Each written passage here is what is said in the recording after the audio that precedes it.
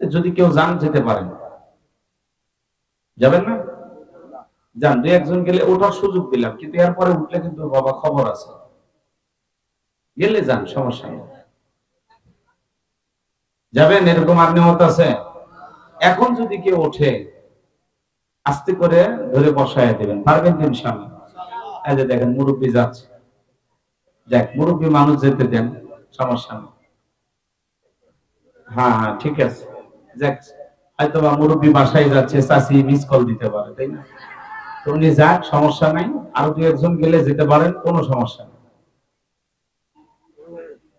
অনেকের আবার এই আলোচনা মুখস্থ থাকতে পারে, তাই না? আচ্ছা, তো ঠিক আছে, এখন শুরু করা যায় নাকি? 12টা পর্যন্ত থাকবেন ইনশাআল্লাহ। ঠিক আছে, ওটা বসা করবেন না। যদি কোনো যুবক ওঠে আর সে যদি অবিবাহিত হয়, আর একটা মোবাইলে ছবি তুলে রাখবেন।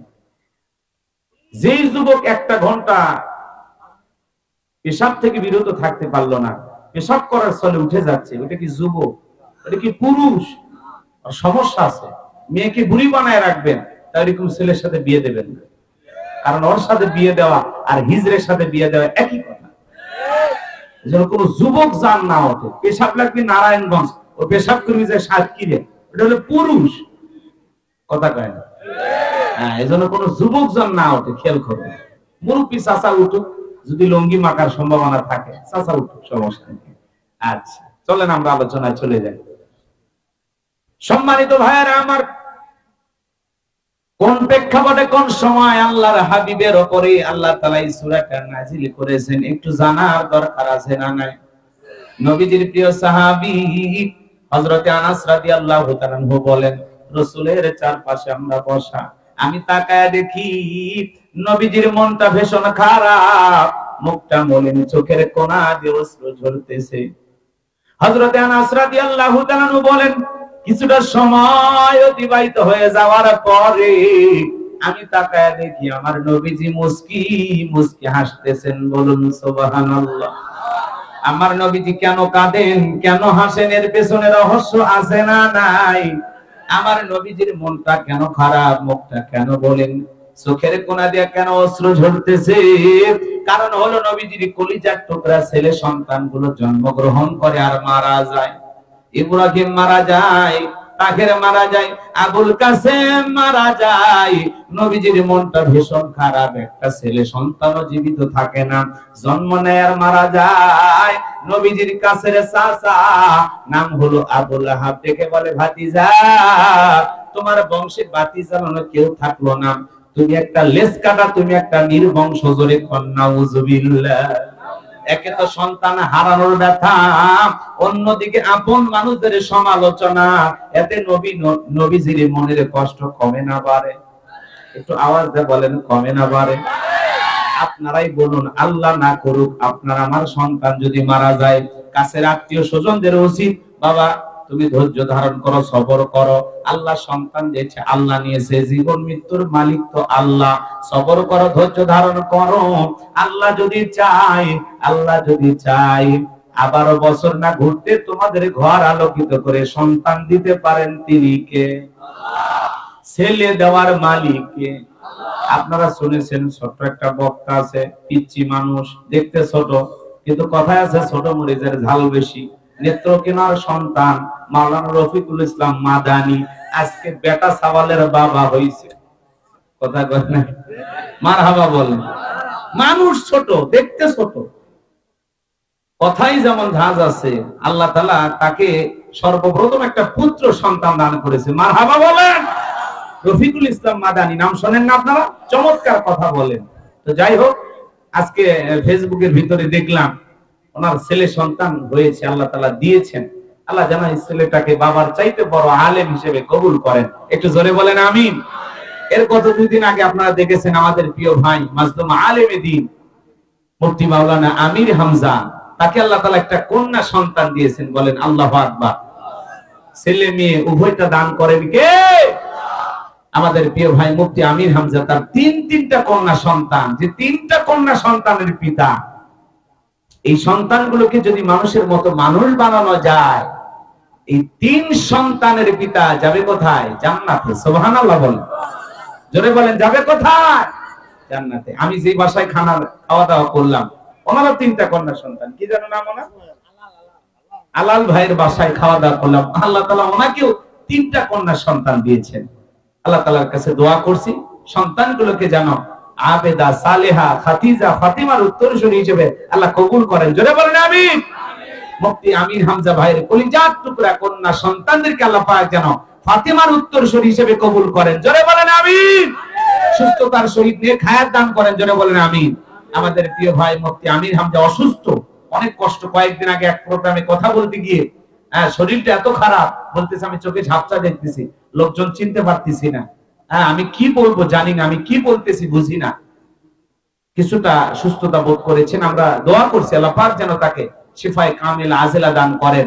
আবারও সুস্থতার নিয়ামত দিয়া আল্লাহ তাআলা তাকে সুস্থতা দান করে আবারও কোরআনের ময়দানে কোরআনের কথা বলার তৌফিক দান করেন। একটু জোরে বলেন আমিন। আমার ভাইরা, যে কথা বলতে চাচ্ছিলাম গভীর মনোযোগ দিয়ে শোনেন। এই জন্য বলতেছিলাম বাজান গো আমার, একে তো নবীজির সন্তান হারানোর ব্যথা, মনের ভিতরে কষ্ট, আবার নবীজির কাছের চাচার নাম হলো আবু লাহাব, ডেকে বলে ভাতিজা, তোমার বংশে ভাতিজার কেউ থাকলো না, তুমি একটা লেজ কাটা, তুমি একটা নির্বংশ। এই কথা বলে নবীজির মনের ভিতরে অনেক কষ্ট দেয়। আমার নবীজি মনে মনে অনেক কষ্ট পায়। বাজান গো আমার, আমি যে কথা বলতে চাচ্ছিলাম, বলেন তো বাজান, এই দুনিয়ার জমিনে আল্লাহ তাআলা সন্তান দেন, কাউকে ছেলে দেন, কাউকে মেয়ে দেন, কথা বলেন ঠিক কিনা? আবার অনেক সন্তান জন্মগ্রহণ করে কিছুদিন জীবিত থাকার পরে মারা যায়। নবীজির ছেলে সন্তানগুলো মারা যায়, আর আবু লাহাব আলোচনা করে নবীজির মনের ভিতরে কষ্ট দেয়। এই দুনিয়ার জমিনে নবীজির ছেলে সন্তানগুলো কেন জীবিত থাকলো না, এর পিছনেও কারণ আছে না নাই? জোরে বলেন, জানার দরকার আছে না নাই? নবীজির ছেলে সন্তানগুলো মারা যাওয়ার পিছনে কারণ আছে 3টি। জোরে বলেন কয়টি? আরো জোরে। নবীজির ছেলে সন্তানগুলো কেন জীবিত থাকলেন না? আল্লাহ তাআলা কেন তাদেরকে শিশুকালে নিলেন? যৌবন পর্যন্ত কেন তারা জীবিত থাকলেন না? এর পিছনে কি রহস্য, কি সেই 3টি কারণ নবীর উম্মত হিসেবে জানতে মনে চায় না? কারা কারা শুনবেন? 2 হাত তুলে আল্লাহকে দেখান। লিল্লাহি তাকবীর। এখন রাসূল আকরাম সাল্লাল্লাহু আলাইহি সাল্লামের ছেলে সন্তানগুলো কেন জীবিত থাকলেন না, কেন তারা শিশুকালে মারা গেলেন, এর পিছনে কি রহস্য, কি সেই 3টি কারণ যদি আমি বলতে চাই, তাহলে 3 নাম্বার আয়াতের আলোচনা শুরু করা লাগবে। আমি কি 1 নাম্বার আয়াত বাদ দিয়ে 3 নাম্বারে যাব, নাকি আস্তে আস্তে শুরু করা যায়? ধৈর্য আছে তো ভাই ইনশাআল্লাহ? আমার ভাইয়েরা, তাহলে একে তো সন্তান হারানোর ব্যথা, কাছের মানুষদের সমালোচনা, অন্যদিকে সাহাবায়ে কেরাম যারা ইসলাম ধর্ম গ্রহণ করে, কাফের বেঈমানরা তাদের উপর নির্যাতন, জুলুমের স্ট্রিমরোলার চালায়।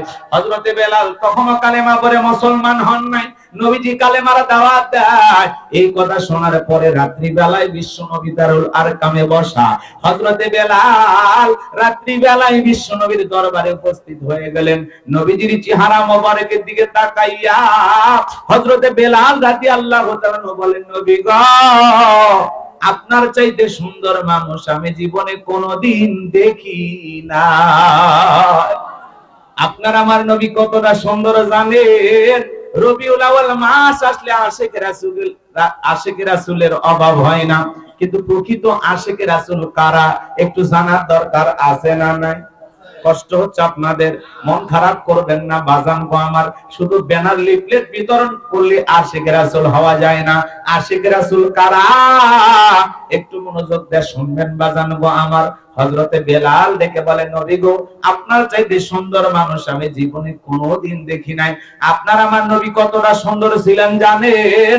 হযরতে জাবের রাদিয়াল্লাহু তাআলা বলেন, পূর্ণিমা রাত আমি রাসূলের বাড়িতে গিয়েছিলাম, সেদিন দেখেছিলাম চাঁদ উদয় হয়েছে 2টা, একটা চাঁদ আসমানে আর একটা চাঁদ জমিনে। হযরতে জাবের রাদিয়াল্লাহু তাআলা বলেন, আমি একবার আকাশের পূর্ণিমার চাঁদের দিকে তাকাই, আর একবার বিশ্বনবীর চেহারার দিকে তাকাই।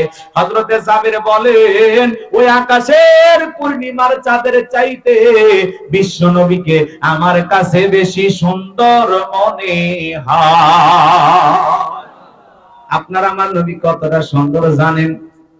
আম্মা জান আয়েশা ডেকে বলেন, যারা ইউসুফ নবীর চেহারার দিকে তাকাইয়া ফল কাটতে গিয়ে আঙ্গুল কেটে ফেলে দিয়েছিল।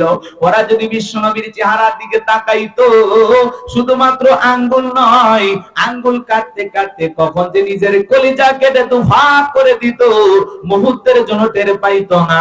আপনার আমার নবী এতটাই সুন্দর। আম্মা জান আয়েশা বলেন, ও দুনিয়ার মানুষ, তোমাদের একটা সূর্য আছে, আমি আয়েশার একটা সূর্য আছে। তোমাদের সূর্য উদয় হয় দিনের বেলায়, আর আমি আয়েশার সূর্য উদয় হয় রাতের বেলায়। আল্লাহু আকবার বলে। আম্মা জান আয়েশা সেলাইয়ের কাজ করতেছিলেন, হাত থেকে সুইটা পড়ে গেল। অপেক্ষায় বসে থাকলেন, বাতিতে কোনো তেল ছিল না, বাতি জ্বালাইতে পারলেন না। বিশ্বনবী ইশার সালাত আদায় করার পরে ঘরের ভিতরে প্রবেশ করে সর্বপ্রথম আম্মা জান আয়েশাকে নবীজি আমার সালাম দিলেন। বিশ্বনবী ঘরে ঢুকে স্ত্রীকে কি দিলেন? সালাম দিলেন। আপনি আমি যখন ঘরে প্রবেশ করব, বিবিকে কি দেয়া লাগবে? কথা কয় না, বোঝেন নাই মনে হয়? এগুলো তো বুঝবেন না, এগুলো মাথার ভিতরে ঢুকানোর দরকার নাই। বিশ্বনবী ঘরে ঢুকে তার স্ত্রীকে সালাম দিলেন, আর আপনি আমি ঘরে ঢুকে স্ত্রীদেরকে সালাম দেই? দেই না। অনেকে বলে হুজুর শরম লাগে, লজ্জা লাগে। অনেকে আবার বলে বউরে সালাম দেওয়া কি হয়েছে? রাসূল সালাম দিতেন, আপনিও দিবেন। স্ত্রীকে সালাম দেওয়া এটা রাসূলের সুন্নাত। আল্লাহু আকবার বলেন। বিবিকে সালাম দিবেন। সালাম আছে যেখানে শান্তি আছে, সালাম আছে যেখানে ঝামেলার সমাধান আছে, বিবিকে সালাম দিবেন। আসসালামু আলাইকুম রহিমা, কেমন আছো সোনা? ঘরের দরজাটা খোলো না, আমি তোমার লেটনের বাপ, তোমার দিওয়ানা। বউ খুশি হয়ে দরজা খুলে দেবে, কথা বলেন ঠিক কিনা? কিন্তু আমাদের ব্যবহার এত ভালো না। ঘরের দরজায় যা চিৎকার মারে ডাক দেয়, এ রুবেলের মা, এই দরজা খোল, বেশি দেরি হলে দরজা ভেঙে ফেলে দিয়া, আজ তোর পিঠের উপর কি যে হবি রে। ভিতর থেকে বউ বলে, এটা স্বামী না সেকেন্ড আজরাইল। মানে ব্যবহার ভালো না। কথা কোন আছে না নাই? বিবিকে সালাম দিবেন, পারবেন তো ইনশাআল্লাহ? হয়তো আজকেই যা সালাম যদি দেন, আসসালামু আলাইকুম, তখন বলি বাপ রে বাপ, আরে সালাম দিলেন। যদি বলেন সকিনা তোমারই দিলাম, তখন আবার বলবে কোন হুজুরের মুরিদ নিয়ে বাড়িতে ঢুকলা, সেদিনই তো মুখের গাছের কলা চুরি করলা। কারণ আপনার আমার ক্যারেক্টার ভালো বোঝে কে? আপনাকে আমাকে সবচাইতে ভালো চেনে কে? বউ। কথা কোন ঠিক খেয়ে না? এই জন্য বাজান গো আমার, হাসি তামাশার জন্য কথা বলো না, কথার ভিতরে শিক্ষাও আছে না নাই? আজকে বাড়িতে যা সালাম দিবেন, আসসালামু আলাইকুম, যদি আশেপাশে লোকজন না থাকে, বইয়ের হাতটা ধরে মুসাফা করবেন। কার হাত? আর আস্তে কোন খবরদার বউজান না শুনে মাইন্ড করতে পারে। একটু জোরে বলেন, কার হাত? এ যুবক, বইয়ের হাত, পাশের বাড়ির ভাবির হাত না, ধরলে ঝাঁটা দিয়ে পিটাবে। বইয়ের হাত ধরে মুসাফা করবেন। একেবারে যদি ময়দান ফাঁকা থাকে, কোলাকুলি সেরে নেবেন। যদি একসাথেই তিনটা আমল করতে পারেন, আপনাদের দাম্পত্য জীবনের উপরে আল্লাহর পক্ষ থেকে রহমত নাজিল হবে। কথাকে বোঝেন নাই? এজন্য হুজুরের পানি পড়া লাগবে না, তাবিজ কবজ লাগবে না। দাম্পত্য জীবনে সুখ পেতে হলে রাসূলের 4টা সুন্নাত প্রত্যেকটা পরিবারের নারী পুরুষ যদি আমল করে, তাদের দাম্পত্য জীবনে কোনোদিন বিচ্ছেদ হবে না, তালাক হবে না। আল্লাহু আকবার বলেন। মাত্র কয়টা সুন্নাত আমল করা যাবে? বলবো এখন বলতে গেলে আবার এলোমেলো হয়ে যাবে, শেষে একটু মনে করে দিন। পারবেন তো ইনশাআল্লাহ? দাম্পত্য জীবনে কোনোদিন অশান্তি থাকবে না, আল্লাহ তাআলা সুখ দিবেন। কি সেই 4টি সুন্নাত একটু জানা দরকার আছে। স্বামী স্ত্রীর সম্পর্ক ভালো করতে হলে, মজবুত করতে হলে, দাম্পত্য জীবনে রাসূলের 4টি রোমান্টিক সুন্নাত আছে, যা বাস্তব জীবনে আমল করতে পারলে আপনাদের স্বামী স্ত্রীর ভিতরে কোনো অশান্তি থাকবে না। কথা কি বুঝতে পারছেন? অশান্তি মুক্ত পরিবার করতে হলে রাসূলের সুন্নাত পরিবারের ভিতরে আমল করা দরকার আছে না নাই? তাহলে বউ যা সালাম দিবেন। আমি এই কথা জয়পুর হাটে বলেছিলাম, একজন বলে হুজুর বউকে দেখে সেই শরম লাগে। আমি তখন বললাম, বাবা বিয়ে করছো? কই কি কোন হুজুর, 3টা সন্তানের বাবা আমি। আমি তখন বললাম, 3টা সন্তানের বাবা হয়ে গেলা, তোমার শরম লাগে না? আর বউকে সালাম দিতে গিয়ে শরম লাগে, এটা শরম না শয়তানি? জোরে বলেন, শরম না শয়তানি? কারণ আর শরম বেশি হলে আর বউয়ের তো বাচ্চা হওয়ারই কথা না। বউয়ের বাচ্চা হয়ে যায় তখন শরম লাগে না, আর সালাম দিতে গিয়ে শরম লাগে, এটা শরম না, এটা হলো শয়তানি, ইসলামী। কথা কয় না? ভালো হয়ে যান, ভালো হয়ে যান। হ্যাঁ, পারবেন তো বিবিকে সালাম দিতে? পারবেন তো ইনশাআল্লাহ? কারা কারা আমল করবেন হাত তোলেন।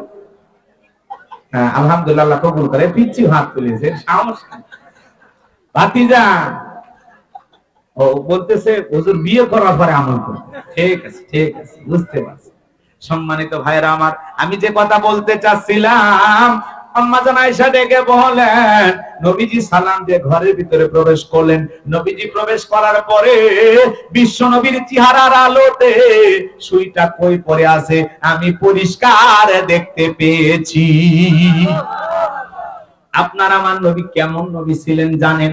নবীর সম্মান মর্যাদা আমাদের জানা নাই। এক জায়গায় যা বললাম, ভাই বলেন তোমাদের নবীর নাম কি? বলে হুজুর আব্দুল কাদের জিলানী। পীর সাহেবের নাম মুখস্থ আছে, কিন্তু কপাল উপর আমার রাসূলের নামটা মনে রাখতে পারে নাই। এমন মুসলমানও আছে না? না। নবীর সম্মান মর্যাদা জানতে হবে বাজান গো।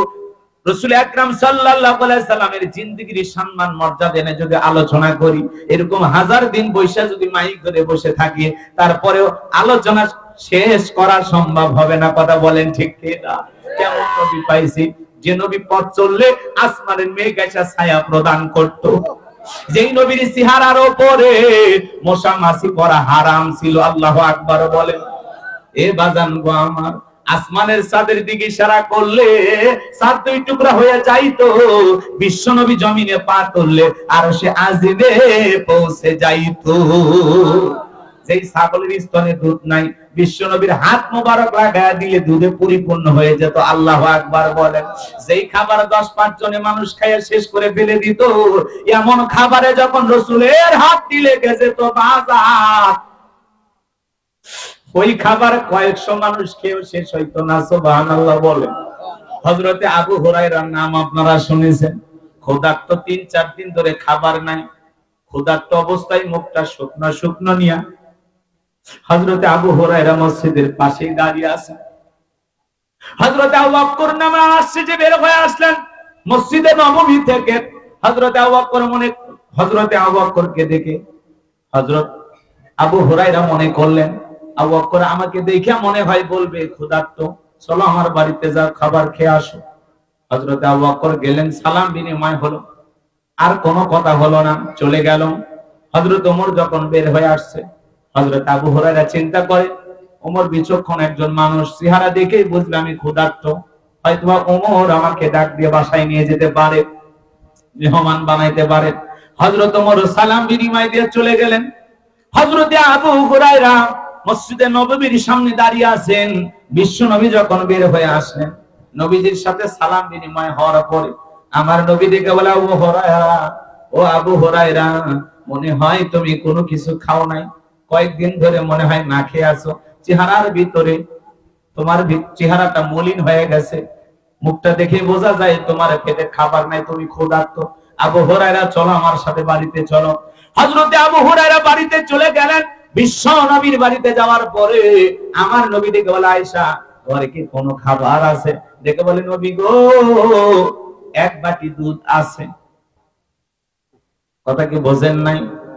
বিশ্ব নবী ডেকে বলে, আয়েশা, দুধের বাটিটা আমার হাতে দাও। দুধের বাটি রাসূল আকরাম সাল্লাল্লাহু আলাইহি সাল্লাম হাতে নিলেন।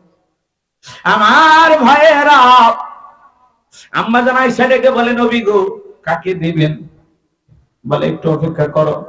রাসূল আকরাম সাল্লাল্লাহু আলাইহি সাল্লাম দুধের বাটি নিলেন, আবু হুরায়রার কাছে গেলেন, আর ডেকে বলে, আবু হুরায়রা, এই যে এক বাটি দুধ আছে, বাড়িতে আর কোনো খাবার নাই, তুমি তো ক্ষুধার্ত,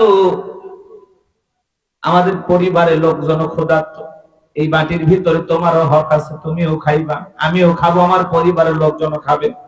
আসহাবে সুফফার ভিতরে 40 জন সাহাবী আছে, তারাও মনে হয় ক্ষুধার্ত, যাও তাদেরকে তুমি ডেকে নিয়ে আসো। হযরত আবু হুরায়রা মনে মনে চিন্তা করে, এই এক বাটি দুধ তো আমারই হবে না, আমি ক্ষুধার্ত, আবার 40 জনকে হুজুর ডাক দিতে বলল। যেহেতু রাসূল আকরাম সাল্লাল্লাহু আলাইহি ওয়াসাল্লাম অর্ডার দিয়েছেন, আবু হুরায়রা না শুনে তো পারবে না। হযরত আবু হুরায়রা আসহাবে সুফফার 40 জনকে ডাক দিলেন।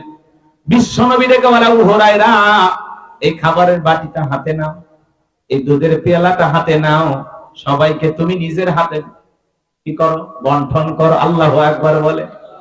হযরত আবু হুরায়রা 40 জনকে বন্টন করলেন, যেমন পেয়ালার দুধ তেমনই দেখা যায়। সুবহানাল্লাহ, একটু জোরে বলেন। নবীজি ডেকে বলে, আবু হুরায়রা মনে করছে বন্টন করতে করতে যা শেষ হবে, কিন্তু শেষ হয় না। আমার নবী বলে তুমি এখান থেকে পান করো। হযরত আবু হুরায়রা পান করছে, রাসূলের হাতে দেয়। রাসূল বলে আবারও খাও, আবারও পান করলেন, আবারও খাও, আবারও পান করো। রাসূল আকরাম সাল্লাল্লাহু আলাইহি ওয়াসাল্লামের হাত থেকে নিয়া পেট ভরে দুধ পান করলেন। তারপরেও বাটির যেমন দুধ তেমনই আছে। বিশ্বনবী পান করলেন, আবার দুধের বাটি ঘরের ভিতরে পাঠায়া দিলেন। ঘরের ভিতরে যত সদস্য আছিল সবাই খাওয়ার পরেও বাটির দুধ যেমন তেমনি ছিল। বলেন আল্লাহু আকবার। রাসূলের মুজিজা কেমন ছিল! যেই জায়গায় হাত দিতেন সেই জায়গায় বরকত। সুবহানাল্লাহ বলেন। বলতে গেলে অনেক লম্বা হবে বাজান। শুধু নিজে খাইতেন না, মানুষ খাইছে কিনা, দুঃখী মানুষ খাইছে কিনা রাসূল খবর নিতেন। কথা বলেন ঠিক কিনা? নেতৃত্ব দিতে হলেই নেতা হওয়া যায় না, নেতৃত্ব দিতে হলে গুণাবলী থাকা লাগবে। এখনকার সমাজের নেতারা নিজে খাইলে খুশি, জনগণ পাইলো কিনা খবর নেয় না। আর রাসূল আকরাম সাল্লাল্লাহু আলাইহি সাল্লাম একজন সাহাবী না খেয়ে থাকে, তাদেরকে আগে খাওয়ানোর চেষ্টা করেন। এইজন্য নেতৃত্ব শিখতে হলে বিশ্ব নবীর জিন্দেগি থেকে শেখা লাগবে। আমরা নিজে খাইলে বিশাল খুশি, জনগণ পাইলো কিনা খবর নেই। কথা বলেন ঠিক কিনা? আমার ভাইয়েরা, যে কথা বলতে চাচ্ছিলাম গভীর মনোযোগ দিয়ে কথাগুলো শোনাবেন। লম্বা হবে, লম্বা করার কোনো সুযোগ নাই। হযরতে বেলাল দেখে বলেন, নবী গো আপনি কালেমার দাওয়াত দেন, ইসলামের প্রচার প্রসার করেন। নবী গো আমাকে একটু কালেমা পড়ে মুসলমান বানায় দেন। বিশ্বনবী হযরত বেলালকে কালেমা পড়ায় দিলেন। লা ইলাহা ইল্লাল্লাহু মুহাম্মাদুর রাসূলুল্লাহ সাল্লাল্লাহু আলাইহি সাল্লাম। হযরতে বেলাল কালেমা পড়ে মুসলমান হয়ে গেল। আমার নবী ডেকে বলে, বেলাল কালেমা পড়ে মুসলমান হয়েছো, আপাতত প্রকাশ করা যাবে না, কারণ ইসলামের অবস্থা এখন ভালো না। ইসলামের অবস্থা কি সব সময় ভালো থাকে? আপনারা বলেন ভালো থাকে? আজও তাম পৃথিবীর দিকে তাকায় দেখেন, ওই তাম পৃথিবীর জালেমেরা ঐক্যবদ্ধ। ওই পশ্চিমা বিশ্বের নেতারা দেখেন ঐক্যবদ্ধ। তাম পৃথিবীর জালেমেরা চায় ইসলাম আর মুসলমানকে বিদায় করে দিতে। কথা বলেন ঠিক কিনা?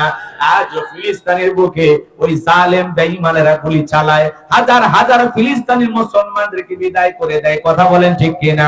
জাতিসংঘে ভাষণ দিতে গিয়েছিল নেতানিয়াহু, নাম শোনেন নাই? Israeli president. কথা কয় না কেন? ইসরায়েলদের নেতা শয়তান, শয়তান একটা পাক্কা টাক্কা শয়তান। কথা কোন ঠিক কিনা? চেহারার মধ্যেই বোঝা যায় শয়তানের খালু। কথা কোন ঠিক কিনা? এই নেতানিয়াহু যখন ভাষণ দিতে গেছে, সমস্ত পার্লামেন্টের সদস্যরা, সেখানে যারা অংশগ্রহণ করেছেন, বিভিন্ন দেশের প্রতিনিধি যারা আছেন, সবাই বের হয়ে চলে গেছে। আল্লাহু আকবার বলেন। প্রকাশ্যে তারা ঘৃণা প্রকাশ করেছেন যে তোর মতো নেতার বক্তব্য শোনা যাবে না, কারণ তোর হাতে মানুষ মারা রক্ত শুধু নয়, আমরা বলতে চাই লক্ষ লক্ষ মুসলমানকে বিদায় করে দিয়েছে এই নেতানিয়াহু। কথা বলেন ঠিক কিনা? যার হাতে মুসলমান মারা রক্তের গন্ধ পাওয়া যায়, সেই নেতা দুনিয়াতে লাঞ্ছিত হচ্ছে। মরণের পরে আল্লাহ কি কায়দায় সাইজ করবে, এরা কবরে গেলে টের পাবে। কথা বলে ঠিক কিনা? আমার ভাইরা, দুনিয়াতে আল্লাহ লাঞ্ছিত করতেছেন, এরপরে ওরা ভালো হবে না। এরপরে বিপুল পরিমাণ অস্ত্র শস্ত্র নিয়ে যখন তখন হামলা করতেছে। গাজাবাসীর খাওয়ার নাই, বিদ্যুৎ নাই, ভালো চিকিৎসার ব্যবস্থা নাই।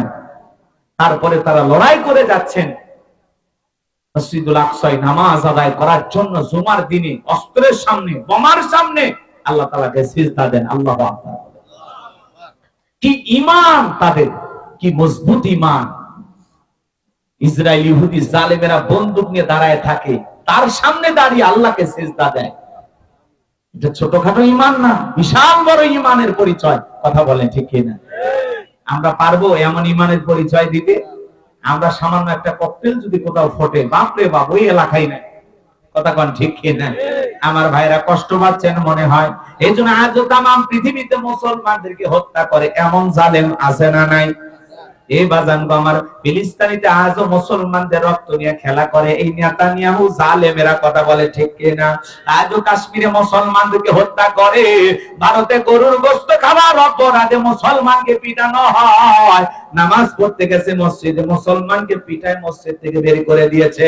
আজও চীনের উইঘুরে মুসলমানদের উপর নির্যাতন জুলুম করা হয়, মুসলমানদের মসজিদগুলো ভেঙে দেওয়া হয়, কথা বলেন ঠিক কিনা?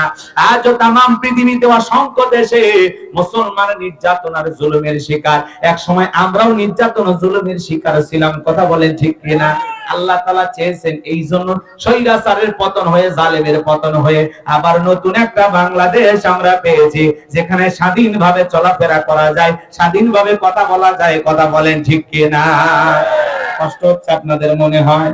কষ্ট পাবেন না বাজান গো আমার। আগে ফেসবুকে একটা পোস্ট দিতে গেলেও চিন্তা করা লাগতো, কোরআনের মাহফিলে কথা বলতে গেলেও চিন্তা করা লাগতো, কত নেতা এসে মাইক কেড়ে নিত, কত নেতা এসে মাহফিল বন্ধ করে দিত, পুলিশ এসে মাহফিল ভেঙে দিত। এমন সমাজ এক সময় ছিল কিনা? জোরে বলেন ছিল কিনা? এ বাজান গো আমার, এজন্য জুলুম করতে নাই, জুলুম করতে নাই। নিজের দেশ ছেড়ে, নিজের জন্মভূমি ছেড়ে আজকে তাদেরকে পালায়া যাওয়া লাগছে। কত নেতা এখনো বাংলাদেশের গর্তে গর্তে লুকিয়ে আছে, মুখটা দেখানোর ক্ষমতাই নাই। কথা বলে না কেন? মন্ত্রীরা সব কোথায় গেল?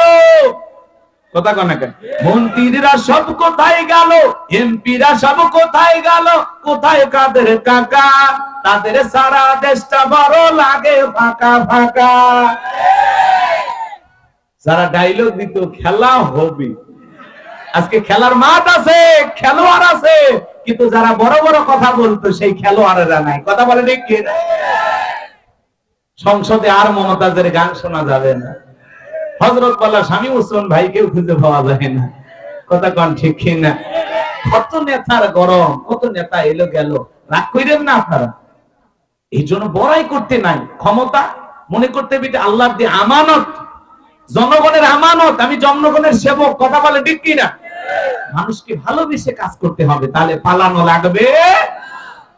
কোন মানুষ যদি মানবদরদী নেতা হয় তাকে পালানো লাগবে না, জনগণ তার জানমালের নিরাপত্তা দেবে, কথা বলে ঠিক কি না? এই জন্য আমরা এখান থেকে শিক্ষা গ্রহণ করব, কথা বলেন কি করব? আমরা সবাইকে যে কটাক্ষ করতেছি এমন না, আপনারা ভুল ভাল বুঝেন না, কথা কি বুঝতে পারছেন না? আমরা সকলের জন্য দোয়া করতেছি, এখান থেকে অনেকের শিক্ষা গ্রহণ করতে হবে যে এরকম হবে। আবারও যদি কেউ জুলুম করতে চায় তার এখান থেকে শিক্ষা নেওয়া লাগবে যে তারা 15-16 বছর জুলুম করেছে, তোমরা যদি এরকম জুলুম করার নিয়তে আবার আসো, তোমাদের ভাগ্যেও এরকম পরিণতি আসতেই পারে, কথা বলে ঠিক কিনা? ইতিহাস শিক্ষা, ইতিহাস থেকে শিক্ষা গ্রহণ করতে হয়। সম্মানিত ভাইয়েরা আমার, কষ্ট মনের মধ্যে নেবেন না, যে কথা বলতে চাচ্ছিলাম গভীর মনোযোগ দিয়ে শুনবেন। নারায়ণগঞ্জের মুসলমানেরা, 2500 থানার বাবাজিরা, মন খারাপ করবেন না, হয়তো আপনাদের নেতার নামও বলেছি, অনেকে কষ্ট মনের মধ্যে নিতেও পারে যে হুজুর আমাদের এলাকায় এসে আমার নেতার নাম বলে গেলেন, এমনটা ভাববেন না। আসলে ওনাদেরকে খুঁজে পাওয়া যাচ্ছে, এই খুশ সংবাদ, কথা কয় থাকে, ওনারা কোথায় আছে? কয়েকদিন আগে দেখা গেল ভারতের এক মাজারে উনি ঘুরতেছে। আসলে মানে কতটুকু ছবি তো এডিটও করে লোকজন, বুঝেন না? আসলে আছে কোথায়, কোন দেশে আছে, আমরা কেউ খবর পাচ্ছি না। ওনারা বড় বড় কথা বলতেন, উনি তো সেই মানুষ, ৭৮ পড়তেন, ৭০ রাখা, কথা কি বোঝেন না? তিনি তো আল্লাহওয়ালা, সাক্ষাৎ আল্লাহওয়ালা, কিন্তু 5 তারিখে কি, 5 তারিখে ভাগ্যে কি আছে 4 তারিখেও জানতো না, কথা কোন ঠিক কিনা? এত বড় আল্লাহওয়ালা। সম্মানিত ভাইয়েরা আমার, যে কথা আমরা বলতে চাচ্ছিলাম, এই দেশের টাকা তারা বিদেশে পাচার করেছে, দুর্নীতি করেছে, লুটপাট করেছে, এদেশে পাহাড় পরিমাণ ঋণের বোঝা চাপায়া দিয়ে ওরা পালিয়ে গেছে, জনগণকে দুঃখের সাগরে ডুবিয়ে দিয়ে গেছে। ওই 2-3টা দিন আমাদের জানমালের কোনো নিরাপত্তা ছিল না, কথা কোন ঠিক কিনা? আমরা আতঙ্কে ছিলাম, কষ্টে ছিলাম, বিভিন্ন এলাকা হামলা হয়েছে, লুটপাট হয়েছে, অনেক মানুষ ক্ষতিগ্রস্ত হয়েছে। যদি শাসক থাকতো, জালেম শাসক যদি 60 বছরও থাকে, তারপরেও যে পরিমাণে ক্ষতি হয় না, একজন শাসকবিহীন একটা রাষ্ট্র, একটা দেশ যদি 1 রাত পার করে, তার চাইতে বেশি ক্ষতি হয়। কি পরিমাণে ক্ষতি আমাদের দেশের হয়েছে আমরা এখন হারে হারে টের পাইতেছি, কথা বলেন নাকি আপনারা?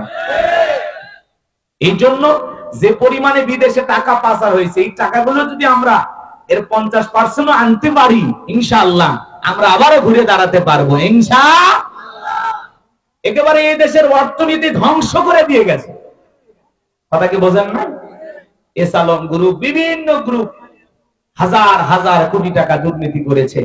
দেখেন না, তারা এমনি ভ্যাস ধরে থাকতো, মানুষকে বলতো আমরা ইসলামকে ভালোবাসি, আর এরাই শত্রুতা করে ইসলাম নামের গাছের গোড়া কাটতো। দাড়ি টুপিওয়ালা আলেমদেরকে সহ্য করতে কথা বলে ঠিক কিনা?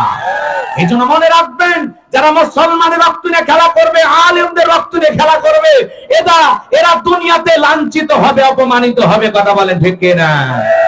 সম্মানিত ভাইয়েরা আমার, এই জন্য তারা আলেমদেরকে ফাঁসি দিয়েছিল, কোরআনের মাইনা পাখিকে তারা বিদায় করে দিয়েছিল। 13টা বছর কোরআনের তাফসীর শুনতে দেয় না, দুনিয়ার জমিন থেকে বিদায় করে দিয়েছে। কথা বলেন ঠিক কিনা? সম্মানিত ভাইয়েরা আমার, লম্বা হবে, লম্বা করব না। আমি যে কথা বলতে চাচ্ছিলাম, হযরতে বেলাল কালেমা পড়ে মুসলমান হয়ে গেলেন। আমার নবী ডেকে বলে, বেলাল এখন ইসলামের অবস্থা ভালো না, কালেমা পড়েছো, আপাতত প্রকাশ করা যাবে? জোরে বলেন যাবে না? বাজান গো আমার, হযরত বেলাল ডেকে বলে, নবী গো, আমার জীবনের কোনো দাম নাই, আমার মনি বোমাইয়া, তাকে আমি বলেছিলাম উত্তম বা ছাগল পেশাব পায়খানা করে দেয়, এই ঘরে থাকতে আমার বড় কষ্ট হয়, আমার জন্য একটু আলাদা ঘরের ব্যবস্থা করে দেন। ওমাইয়া ডেকে বলে, বেলাল রে, উত্তম বা ছাগলের দাম আমার কাছে আছে, কিন্তু তোর মতো কালো হাফসি বেলালের দাম আমার কাছে নাই। জোরে কন্যা উযুবিল্লাহ। নবী গো, আমার জীবনের কোনো দাম নাই, আপনি শুধু আমাকে দোয়া করে দেন, আমি যেন মৃত্যু পর্যন্ত কালেমার পথে টিকে থাকতে পারি। বলেন আল্লাহু আকবার। হযরতে বেলাল চলে গেলেন। সকাল বেলা হয়ে গেছে, সূর্য উদয় হয়েছে, অনেকটা বেলা হয়ে গেছে। হযরতে বেলাল দরজা খোলে না। অন্যান্য চাকর বাকর যারা আছে, এরা নালিশ নিয়ে চলে গেছে উমাইয়ার কাছে, যায় বলে এখন পর্যন্ত বেলাল দরজা খোলে নাই, উর্দুম বা ছাগলের পেশাব পায়খানা পরিষ্কার করে নাই, তাই নাকি? বলে হ্যাঁ। এইবার দরজায় ডাক দেয়, বেলাল দরজা খোলো। হযরত বেলাল দরজা খোলে না, জোরে করে ধাক্কা মারছে, দরজা খুইলা গেছে। এইবার তাকায় দেখে যেই রাত্রিতে হযরতে বেলাল কালেমা পড়ে মুসলমান হয়েছে, ওই রাত্রিতে একটা উর্দুম বা ছাগলের কাছে কোনো পেশাব পায়খানা দেখা যায় না। এইবার উমাইয়া ডেকে বলে, চাকরের দল, বেলালের বিরুদ্ধে মিথ্যা অভিযোগ দাও, তোমরা যখন ঘুমাচ্ছিলে বেলাল তখন ময়লা আবর্জনা পরিষ্কার করেছে, তাকায় দেখো না একটা উর্দুম বা ছাগলের কাছে কোনো পেশাব পায়খানা নাই, যাও নিজেদের কাজ করো। এই কথা বলে ওদেরকে তাড়িয়ে দিলেন। এক পা দুপা করে হযরতে বেলালের কাছে চলে গেলেন। হযরতে বেলাল মাথা নত কইরা দেয়ালের সাথে পিঠটা লাগায়া জিহ্বা নাড়ায়া জিকির করেন কার? এইবার হযরতে বেলালকে পাইয়া হালকা করে ধাক্কা মারছে, যখন জবান দিয়ে কালিমার আওয়াজ বের হয়েছে, তখন উমাইয়া ডেকে বলে, বেলাল রে, তোর জবান দিয়ে কি শুনলাম, তুমি কি মুসলমান হয়েছো? হযরতে বেলাল ডেকে বলে, মুসলমান হয় যারা মিথ্যা কথা বলতে পারে না তারা, ওয়াকুলু কাউলান সাদীদা, মুসলমানেরা হবে সত্যবাদী, মুসলমানেরা কখনো মিথ্যাবাদী হতে পারে। আর আমাদের দেশের এমন মানুষ আছে, মিথ্যা কথা না বললে পেটের ভাতই হজম হয় না, দিন যায় না, মিথ্যা বলতে বলতে চেহারা বেঁকা হয়ে গেছে, এত মিথ্যা কথা বলে, একটা কবরে চলে গেছে, তারপরে মিথ্যা বলা ছাড়ে না। আছে না? এত মিথ্যা কথা কেমনে বলেন? জবানের প্রত্যেকটা কথা রেকর্ড হচ্ছে, বুঝেন না? মা ইয়ালফিযু মিন কাউলিন ইল্লা লাদাইহি রাকীবুন আতীদ, বান্দা এমন কোন কথা বলে না যে কথা রেকর্ড করা হয় না। আপনি এত মিথ্যা কথা কিভাবে বলেন? কথা বলেন না। সমাজে মিথ্যাবাদী আছে না নাই? এ বাজান গো আমার, গভীর মনোযোগ দেন, কথাগুলো শুনে যান, তাহলে মুসলমানেরা কখনো মিথ্যাবাদী হতে পারে? কথা বলেন তো, হতে পারে? মিথ্যা বলা যাবে না, সব পাপের উৎস মিথ্যা থেকে। এই জন্য মিথ্যা থেকে বেরিয়ে আসতে হবে, জবান পরিষ্কার রাখবেন, মুখ দিয়ে যা বলবেন সত্য বের করবেন, মিথ্যা বলবেন না, অন্যায়কে অন্যায় বলবেন, ন্যায়কে ন্যায় বলবেন, সাদাকে সাদা বলবেন, কালাকে কালা বলবেন। কথা বলে ঠিক কিনা? একটু কথা বললে মুখ এদিক সেদিক ব্যাখ্যা করেন কেন? হ্যাঁ, খুব লেগে যায় না? দুলে ভাই ছিল, কষ্ট হচ্ছে, বুঝতে পারতেছি, দুই একজনের মন খারাপ হতেই পারে, তাতে কোনো সমস্যা নেই, পরিবর্তন হয়ে যান। অন্ধভক্তি হওয়া যাবে না, মহাব্বত করেন, ভালোবাসেন, ঠিক আছে, কিন্তু ভালো মানুষকে ভালোবাসেন। চোর বাটপার ডাকাত ছিনতাইকারীর বন্ধু হয়ে লাভ, কথা কি বোঝা যায়? সামনের দিকে যাই বাজান গো আমার, আমি যে কথা বলতে চাচ্ছিলাম, এইবার ওমায় ডেকে বলে বেলালে সর্বনাশ করেছিস, এখনো সময় আছে। আব্দুল্লাহর বেটা মুহাম্মদ সাল্লাল্লাহু আলাইহি সাল্লামের কালেমা ছেড়ে এখনো সময় আছে, বাপ দাদার পূর্বে পুরুষের ধর্মে চলে আসো। বেলাল রে, তুমি যদি চাও ভালো ঘরের জন্য ব্যবস্থা করে দেব, উটদুম্বা ছাগলের মালিক বানায় দেব। হযরতে বেলাল ডেকে বলে ওমাইয়া, দুনিয়ার কোন পার্থিব সম্পদের বিনিময়ে বেলাল তার ঈমান বিক্রি করবে না। আল্লাহু আকবার। এইবার ওমায়ে ডেকে বলে আমার কথা না শুনলে বড় নেতা আবু জেহেলকে খবর দেব। হযরতে বেলাল ডেকে বলে কোন বড় নেতা ছোট নেতা এখন কাউকে গোনার টাইম নাই, আমি দুনিয়ার কোন আবু জেহেলকে ভয় করি না, আমি ভয় করি আমার আল্লাহকে। এইবার ওমায়ে দৌড়ে চলে গেল আবু জেহেলের বাড়িতে, যা বলে নিয়া তা সর্বনাশ হয়ে গেছে, আমাদের বাড়ির কিদোদার বেলাল কালেমা পড়ে মুসলমান হয়েছে, তাই নাকি? বলে হ্যাঁ ঠিক আছে যাও আমি আসতেছি। আবু জেহেলের কিছু বাহিনী ছিল, সাঙ্গপাঙ্গ ক্যাডার মাস্তান ছিল, এদের কাজই হলো মুসলমানদের উপর নির্যাতন জুলুমি স্টিমরোলার চালানো। আজও পৃথিবীতে জালেমদের এক শ্রেণীর বাহিনী আছে যাদের কাজই হলো মুসলমানের উপর নির্যাতন জুলুম চালানো। আলেম ওলামাদেরকে বিদায় করা, কথা বলেন ঠিক কি না? পৃথিবীতে দেখবেন প্রত্যেকটা জালেমের এক শ্রেণীর বাহিনী থাকে যাদের মাধ্যমে এদেশের ইসলাম প্রিয়, দ্বীন প্রিয়, কোরআন প্রিয় মানুষদেরকে বিদায় করে দেওয়ার জন্য ষড়যন্ত্রের জাল বানাইতো, আয়না ঘর বানাইয়া জোলাইয়া পিটাইতো। কথা বলেন ঠিক না? আমার ভাইয়েরা গভীর মনোযোগ দিয়ে কথাগুলো বোঝার চেষ্টা করবেন। বাজার আবু জেহেলের একটা বিশেষ বাহিনী ছিল, ওই বিশেষ বাহিনী নিয়ে ওমায়ের বাড়িতে হাজির হয়ে গেল। ডেকে বলে বেলাল এইদিকে আয়।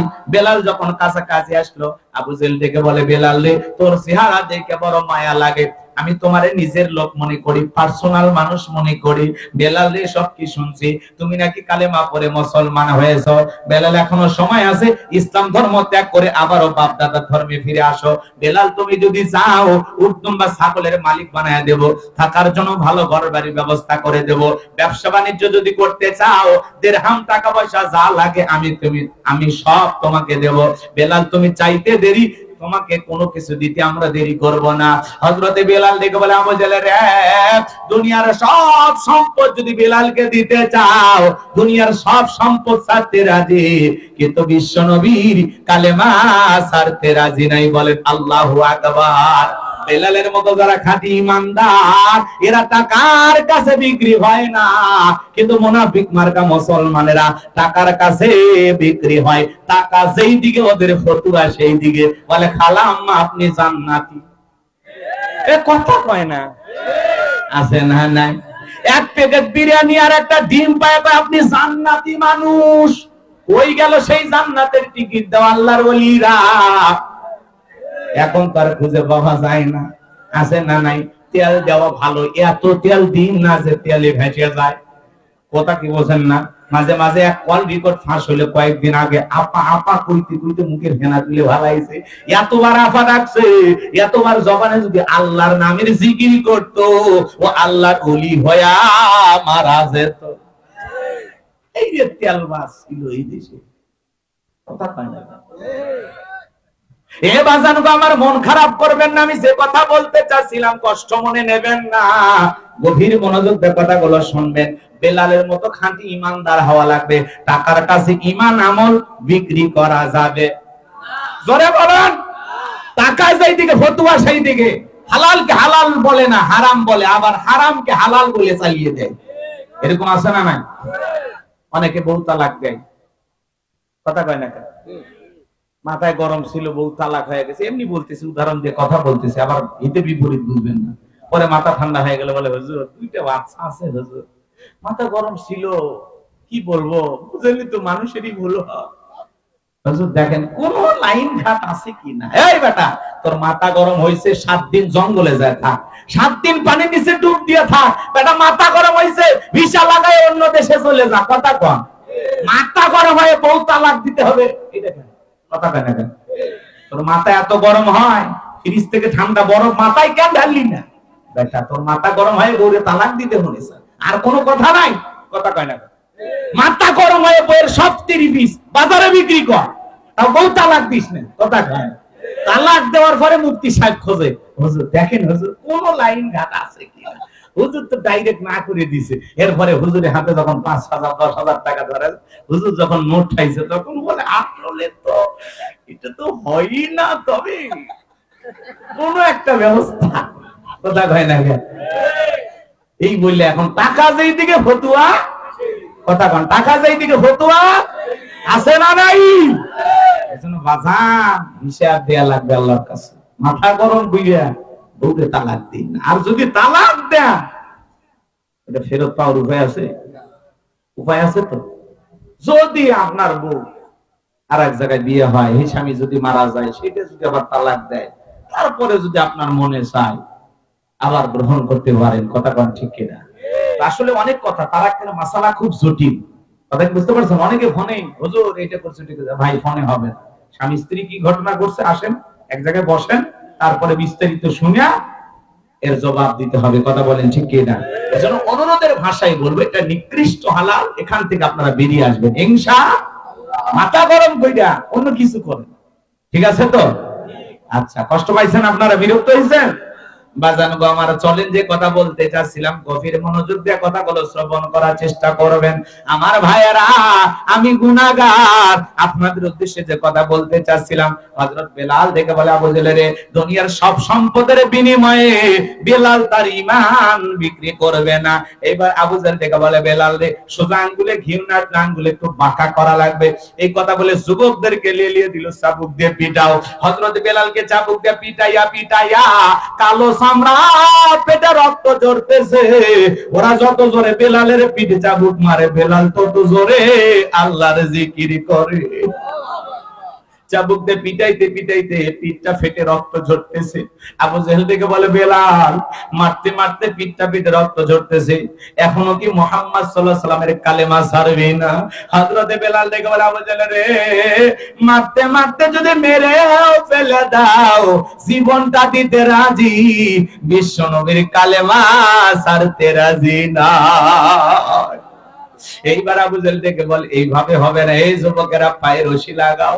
হযরতের বেলালের পায়ে রশি লাগাইয়া উটের পিছনে রশি বাঁধা দিয়া বাজান আরবির উত্তপ্ত গরম বালিতে ছেঁচড়ায় ছেঁচড়ায় নিয়ে ঘুরতেছে। এই বাজান গো আমার, বাবলা গাছের কাঁটাগুলো জিহ্বার ভিতরে পেরেকের মতো মারে। এত নির্যাতন জুলুম করার পরে বিকেল বেলা দেখে বলে, বেলাল চাবুক দিয়ে পিটাইলাম, পায়ে রশি লাগাইয়া নিয়ে ছেঁচড়ায় ছেঁচড়ায় নিয়ে ঘুরলাম। বেলাল রে এত নির্যাতন জুলুম তোমার উপরে করা হলো, এরপরে কি নবীজির কালেমা ছাড়বি না? হযরতে বেলাল দেখে বলে, আবু জেহেল রে তুমি যদি আমাকে মারতে মারতে মেরে ফেলে দাও, বিলালের নিঃশ্বাস থাকবে যতদিন, বেলাল ইসলামের পথে টিকে থাকবে ততদিন। এইবার যুবকদেরকে বললো, যাও বিশাল বড় একটা পাথর নিয়ে আসো। একটা রুমের ভেতরে হযরত বেলালকে আটকে রেখা, বন্দী রাইখা বাজান বিশাল বড় একটা পাথর নিয়ে আইসা হযরতে বেলালের বুকের উপরে চাপায়া দিয়ে দরজা লাইগা দিয়ে কাফেররা চলে গেল। আবু জেহেল ভাবলো মনে মনে, এই পাথরের চাপার আঘাতে বেলাল মারা যাবে। এই কথা ভেবে কাফেররা চলে গেল। হযরতে বেলালের বুকের উপরে পাথর, এরপরে জিহ্বা নাড়ায় জিকির করে কার? ও নারায়ণগঞ্জের বাবাজিরা, আপনাকে তো জিকিরের জন্য কেউ বিদায় না মারে না, মারে নাকি? জিকির করার জন্য আলাদা সময় লাগে না।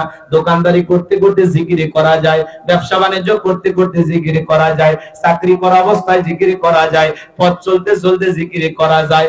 এবার জানবো আমার হাদিস শরীফের ভিতরে এসেছে, যার জিহ্বাটা আল্লাহর জিকিরে ভিজা থাকে, ওই জিহ্বাওয়ালা মানুষ কোনদিন জাহান্নামের আগুনে জ্বলবে না। এজন্য জবানে জিকির থাকতে হবে কার? সব সময় স্মরণ করবেন কাকে? ফাযকুরুনি আযকুরুকুম ওয়াশকুরুলি ওয়ালা তাকফুরুন। তোমরা আমি আল্লাহকে স্মরণ করো, আমি আল্লাহও তোমাদেরকে স্মরণ করব। বলেন আল্লাহু আকবার। কৃতজ্ঞতা প্রকাশ করো, অকৃতজ্ঞ হইও না। তাহলে সব সময় জিকিরই করব কার? আরো বলেন, আরো জোরে বলেন, জিকির করব কার?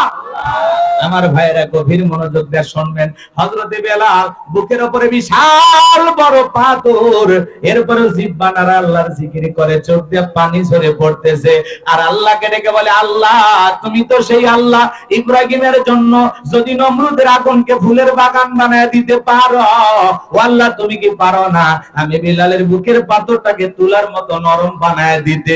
কারণ আমার বুকে পাথর থাকার কারণে তোমার মতো মালিকের জিকির করতে বড় কষ্ট হয়। হযরতে বেলাল দোয়া করতে দেরি, আসমানের মালিক আল্লাহ দোয়া কবুল করে নাই।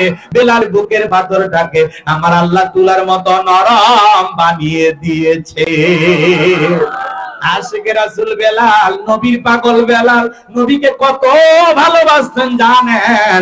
বিশ্ব নবী যখন মক্কা নগরীতে পথ চলতো, হযরত বেলাল একবার ডানে যায় আর একবার বামে যায়। আমার নবী দেখে বলে, বেলাল একবার ডানে যাও একবার বামে যাও, ব্যাপারটা আমি বুঝি না।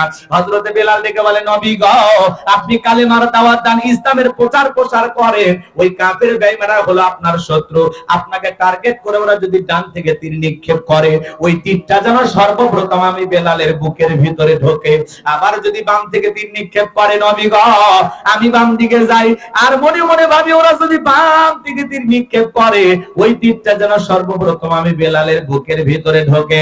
আমি বেলাল মারা গেলে ইসলামের ক্ষতি হবে না, আপনি নবী মারা গেলে ইসলাম মাথা উঁচু করে সামনের দিকে দাঁড়াবে না। এজন্য নিজের জীবনের বিনিময়ে আগলায় রাখতেন রাসূলকে হযরত বেলাল। চিৎকার মেরে বলেন আল্লাহু আকবার। নবীকে কত মহব্বত করতেন, ভালোবাসতেন জানেন?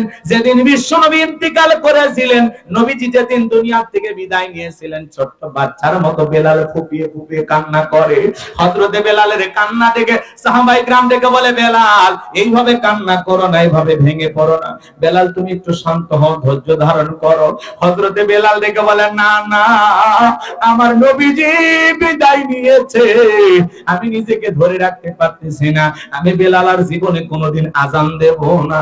আমি আজান দেওয়ার পরে বিশ্বনবী ইমামতির মুসল্লায় দাঁড়ায়া ইমামতি করবে না, আমি বেলাল আর কোনদিন আজান দেব না।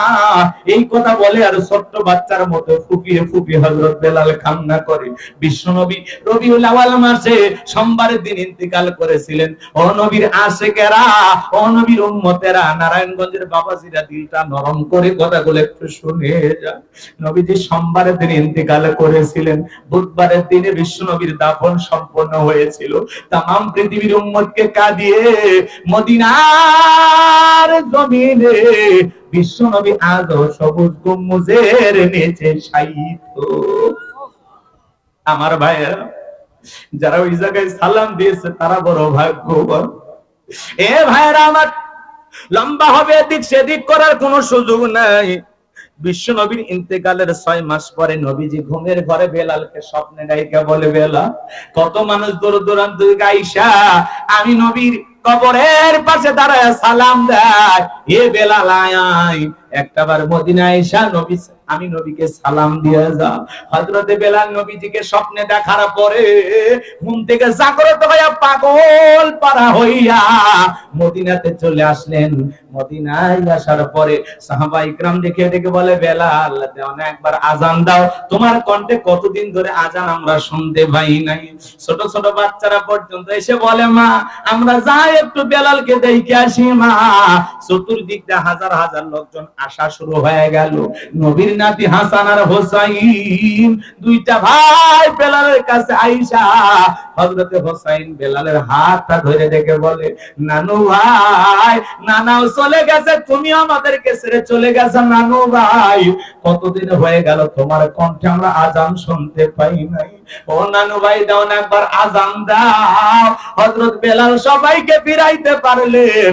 হোসাইন যখন হাতটা ধরে বলে, নানু ভাই, ও নানু ভাই দাও না একবার আজান দাও। হযরতে বেলাল হোসাইনের চেহারার দিকে তাকায় দেখে, মনে হয় হযরতে হোসাইনের চেহারার উপরে বিশ্বনবীর চেহারা মোবারক ভেসে উঠেছে। মনে হয় মদিনার নবী ডাইকে বলে বেলাল দেন একবার আজান দে, আমি নবীও কতদিন ধরে কণ্ঠে আজান শুনি না। হযরতে হোসাইন যখন হাতটা ধরে নানু ভাই বলে ডাক দেয়, আর বলো নানু ভাই দাও না একটা বার আজান দাও। হোসাইন যখন নানু ভাই বলে ডাক দেয়, বেলাল আর দেরি করলেন না, 6 মাস পরে আয়েশা আবার মদিনায় আজান দিলেন। বলেন আল্লাহু আকবার। অনেক লম্বা ঘটনা আছে, সামনের দিকে আমি আর যাব না। বেলালের উপর নির্যাতন জুলুমের কথা বিশ্বনবীর কান মোবারক পর্যন্ত যখন পৌঁছে গেল, আমার নবী আবু বকরকে ডেকে বলল, আবু বকর যাও আমার বেলালের জন্য তুমি একটা কিছু করো। হযরতে আবু বকর সিদ্দিক রাদিয়াল্লাহু তাআলা আনহু কয়েক গুণ দাম বেশি দিয়া গোলামীর জীবন থেকে হযরতে বেলালকে আজাদ করলেন। বলুন আল্লাহু আকবার। 13টা দোকান ছিল হযরতে আবু বকরের, ইসলামের জন্য সবগুলো বিক্রি করে দিয়েছিলেন। বলেন আল্লাহু আকবার। কয়টা দোকান? আর আমরা এখন 13টা 26টা বানাবো, কিন্তু ইসলামের জন্য বিক্রি করব না। কথা বলেন নাকি আপনারা? ইসলামের জন্য বিলাইতে মন চান, মসজিদ মাদ্রাসা কবরস্থানের জন্য টাকা চাইলে টাকা পকেট থেকে বের হতে চায় না, এমন মুসলমান আছে না? না। এ বাজান গো, আমার দিলটা নরম করে গুনাহগারের কথাগুলো শুনে যান। আমি যে কথা বলতে চাচ্ছিলাম, হযরতে বেলাল তাকে আজাদ করা হলো, মুক্ত করা হলো। তাহলে নবীজির মনটা কেন খারাপ? একদিকে সন্তান হারানোর ব্যথা, অন্যদিকে সাহাবায়ে কিরামদের উপর নির্যাতন জুলুম। আর নবীজি কেন মুস্কি হাসি দেন, এর কারণ আছে না নাই? লম্বা করব না বাজান, সংক্ষিপ্ত কথা বলে দিয়ে যায়। বিশ্ব নবীর যখন মন খারাপ, নবীকে সান্ত্বনা দেওয়ার দায়িত্ব কার? আরেকটু জোরে বলেন কার? আমার নবী ডেকে বলে, জিবরাইল আমার বন্ধুর মা নাই বাবা নাই, আমি ছাড়া আমার বন্ধুর কেউ নাই। এ জিবরাইল আর করিস না দেরি, যা লাহু মাহফুজ থেকে সূরা কাউসার নিয়ে যায় আমার বন্ধুর উপরে নাজিল কর তাড়াতাড়ি। আল্লাহু আকবার বলেন।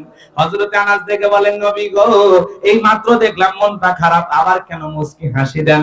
আমার নবী দেখে বলে, আনাস আমার মনটা কেন খারাপ তোমরা জানো, কিন্তু আমার মুস্কি হাসি দেওয়ার কারণ হলো এই মাত্র আসমান থেকে জিবরাইল এসে আমার উপরে সূরা কাউসার নাজিল করলো। বলেন আল্লাহু আকবার। বিশ্বনবী তখন সাহাবায়ে কিরামদের সামনে তেলাওয়াত করে শোনায়া দিলেন। জবান ছেড়ে সবাই পড়ুন, ইন্না আ'তাইনাকাল কাউসার ফাসাল্লি লিরাব্বিকা ওয়ানহার ইন্না শানিআকা হুয়াল আবতার। আল্লাহু আকবার। কোরআন তেলাওয়াত করলে খারাপ লাগে? এই কোরআনুল কারীম এমন একটি কিতাব, টেনে পড়লেও মজা লাগে, জোরে পড়লেও মজা লাগে, আবার মাঝামাঝি সুরে পড়লেও মজা লাগে। কোরআনের আকর্ষণ আছে। অন্য নবী রাসূল বিদায় নিয়েছেন, তাদের মুজিজাও বিদায় নিয়েছেন, কিন্তু বিশ্ব নবীকে আল্লাহ পাক সবচেয়ে দামি একটি মুজিজা দিয়েছেন, তার নাম কি? কোরআন। আল্লাহু আকবার বলেন। এই কোরআনের ভিতরে একটা আকর্ষণ আছে। কত কারি কত কণ্ঠ দিয়ে তেলাওয়াত করে, কলিজাটা নরম হয়ে যায়। মিশরের কারি আব্দুল বাসের সাহেব যখন তেলাওয়াত করেন, এত কণ্ঠটা আল্লাহ দিয়েছেন, মনে হয় কোরআন নাজিল হচ্ছে। সুবহানাল্লাহ। এই জন্য কোরআনের প্রতি আকর্ষণ থাকতে হবে, কোরআন তেলাওয়াত করতে হবে। যত টান দিয়ে পড়বেন তত মজা লাগে। যার কণ্ঠ যেমন ভালো, কোরআনটা শুনতে তত বেশি মধুর লাগে। কথা বলেন ঠিক কিনা? এই জন্য জবান ছেড়ে আরেকবার, ইন্না আ'তাইনাকাল কাউসার ফাসাল্লি লিরাব্বিকা ওয়ানহার ইন্না শানিআকা হুয়াল আবতার। আল্লাহু আকবার। কোরআনের প্রতি আকর্ষণ থাকতে হবে। অনেক মানুষ কোরআনুল কারীম তেলাওয়াত করে, আহারে তেলাওয়াতটা সহি না। আলহামদুলিল্লাহি রাব্বিল আলামিন আর রহমানির রহিম, এমন তেলাওয়াত আছে না? কথা বলে না কেন? এই কোরআনুল কারীম তেলাওয়াতকারীর পক্ষে সুপারিশ করবে, আবার তেলাওয়াতকারী ব্যক্তিকে লানত দেবে। কথা কয় না? এজন্য কোরআনকে সহি শুদ্ধভাবে তেলাওয়াত করতে হবে। আউযিদ আলাইহি ওয়ারাতিলিল কুরআনা তারতিলা, কোরআনকে তারতিলের সহিত স্পষ্ট করে সহি শুদ্ধ করে ধীরে ধীরে থেমে থেমে সুন্দর করে তেলাওয়াত করতে হবে। কথা বলে ঠিক কিনা? যেমন তেমন ভাবে বললে হবে না। নামাজ ভঙ্গের কারণ আছে 19টি, আর 1 নাম্বার কারণ নামাজের ভিতরে অশুদ্ধ তেলাওয়াত করলে নামাজ হবে। আমরা বুঝি শুনি কিন্তু চেষ্টা করি না। কথা বলে না কেন? কষ্ট হচ্ছে আপনাদের? কষ্ট হচ্ছে? কষ্ট দেব না বাজান গো আমার। 1 নাম্বার আয়াতের আলোচনায় চলে গেলাম। কষ্ট হচ্ছে আপনাদের। আল্লাহ রাব্বুল আলামিন বলেন ইন্না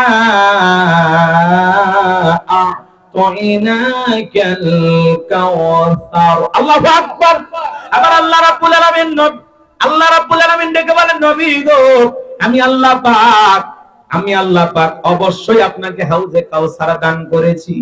নিশ্চয়ই আমি আল্লাহ পাক আপনাকে হাউজে কাউসার দান করেছি। আল্লাহ পাক হাউজে কাউসার দান করেছেন কাকে? বিশ্ব নবীকে। জোরে বলেন কাকে? এই দুনিয়ার জমিনে অনেক নবী রাসূলকে আল্লাহ পাক পাঠিয়েছেন, অন্য কোন নবী রাসূলকে আল্লাহ পাক হাউজে কাউসার দান করেন নাই। আপনার আমার নবীকে আল্লাহ পাক হাউজে কাউসার দান করেছেন। ইন্না আ'তাইনাকাল কাউসার, অবশ্যই আমি আল্লাহ পাক আপনাকে হাউজে কাউসার দান করেছি।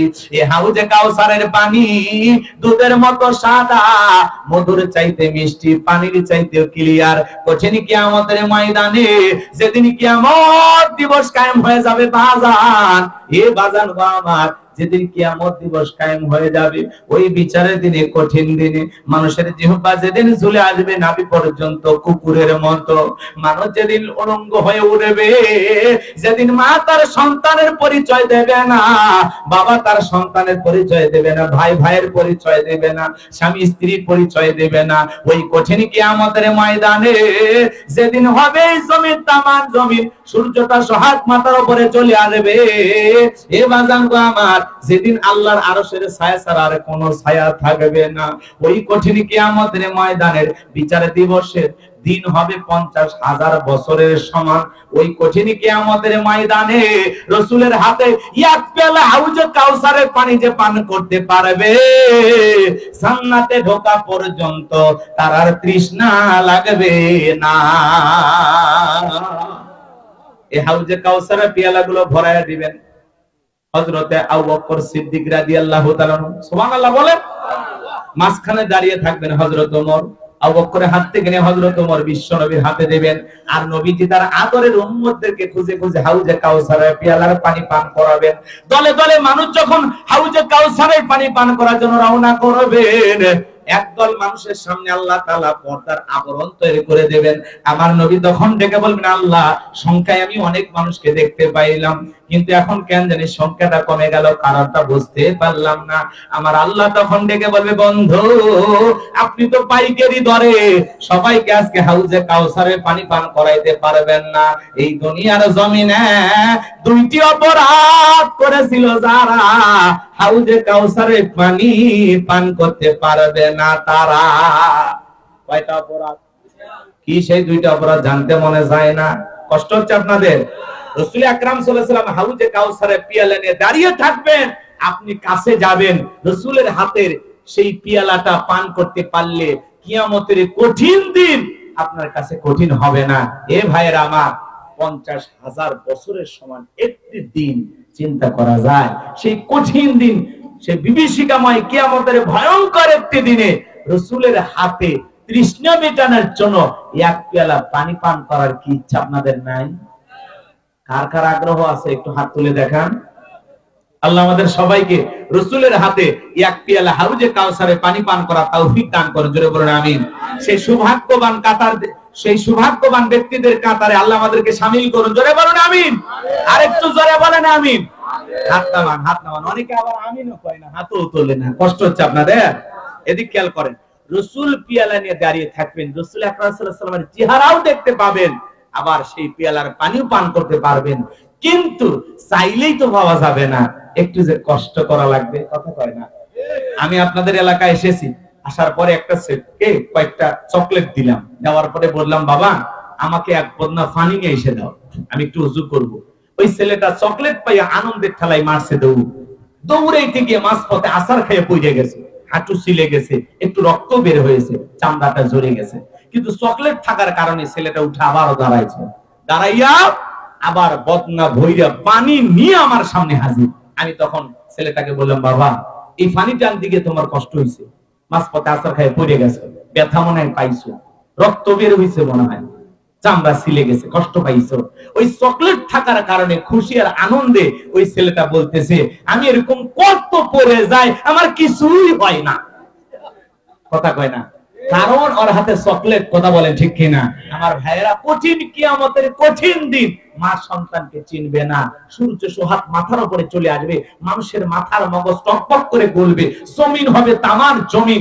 এ ভাইয়েরা আমার, ওই কঠিন দিনের কঠিন সময় আপনার কাছে আল্লাহ সহজ করে দিবেন যদি এক পেয়ালা হাউজে কাউসারের পানি পান করতে পারেন। আর আল্লাহর আরশের নিচে একটা কিয়ামতের ফাইনাল খেলা যেদিন হবে, সেদিন আল্লাহ তাআলা একটা ভিআইপি গ্যালারি তৈরি করবেন, এখানে 7 শ্রেণীর মানুষ ছায়া পাবে। জোরে বলেন কয় শ্রেণী? এই 7 শ্রেণীর মানুষ ছায়া পাবে, আর এখান থেকে তারা কিয়ামতের ফাইনাল খেলা উপভোগ করবে। আল্লাহু আকবার বলেন, আরো জোরে বলেন আল্লাহু আকবার। আল্লাহর আরশের নিচে ছায়া, আর রাসূলের হাতে এক পেলা হাউজে কাউসারের পানি যদি কারো ভাগ্যে জুটে যায়, এই ব্যক্তি জান্নাতে যাবে, তার আর কোনো টেনশন নাই। কিয়ামতের কঠিন দিন তার কাছে কঠিন মনে হবে না, আল্লাহ সহজ করে দেবে। বলুন আল্লাহু আকবার।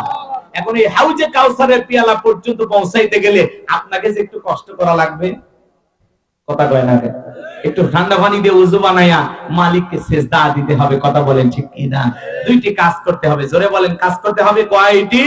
আল্লাহ তাআলা সেটা 2 নাম্বার আয়াতে জানায়া দিলেন, ফাসাল্লি লিরাব্বিকা ওয়ানহার, ফাসাল্লি লিরাব্বিকা ওয়ানহার। 1 নাম্বার হলো ফাসাল্লি লিরাব্বিকা, রবের উদ্দেশ্যে সালাত আদায় করা লাগবে।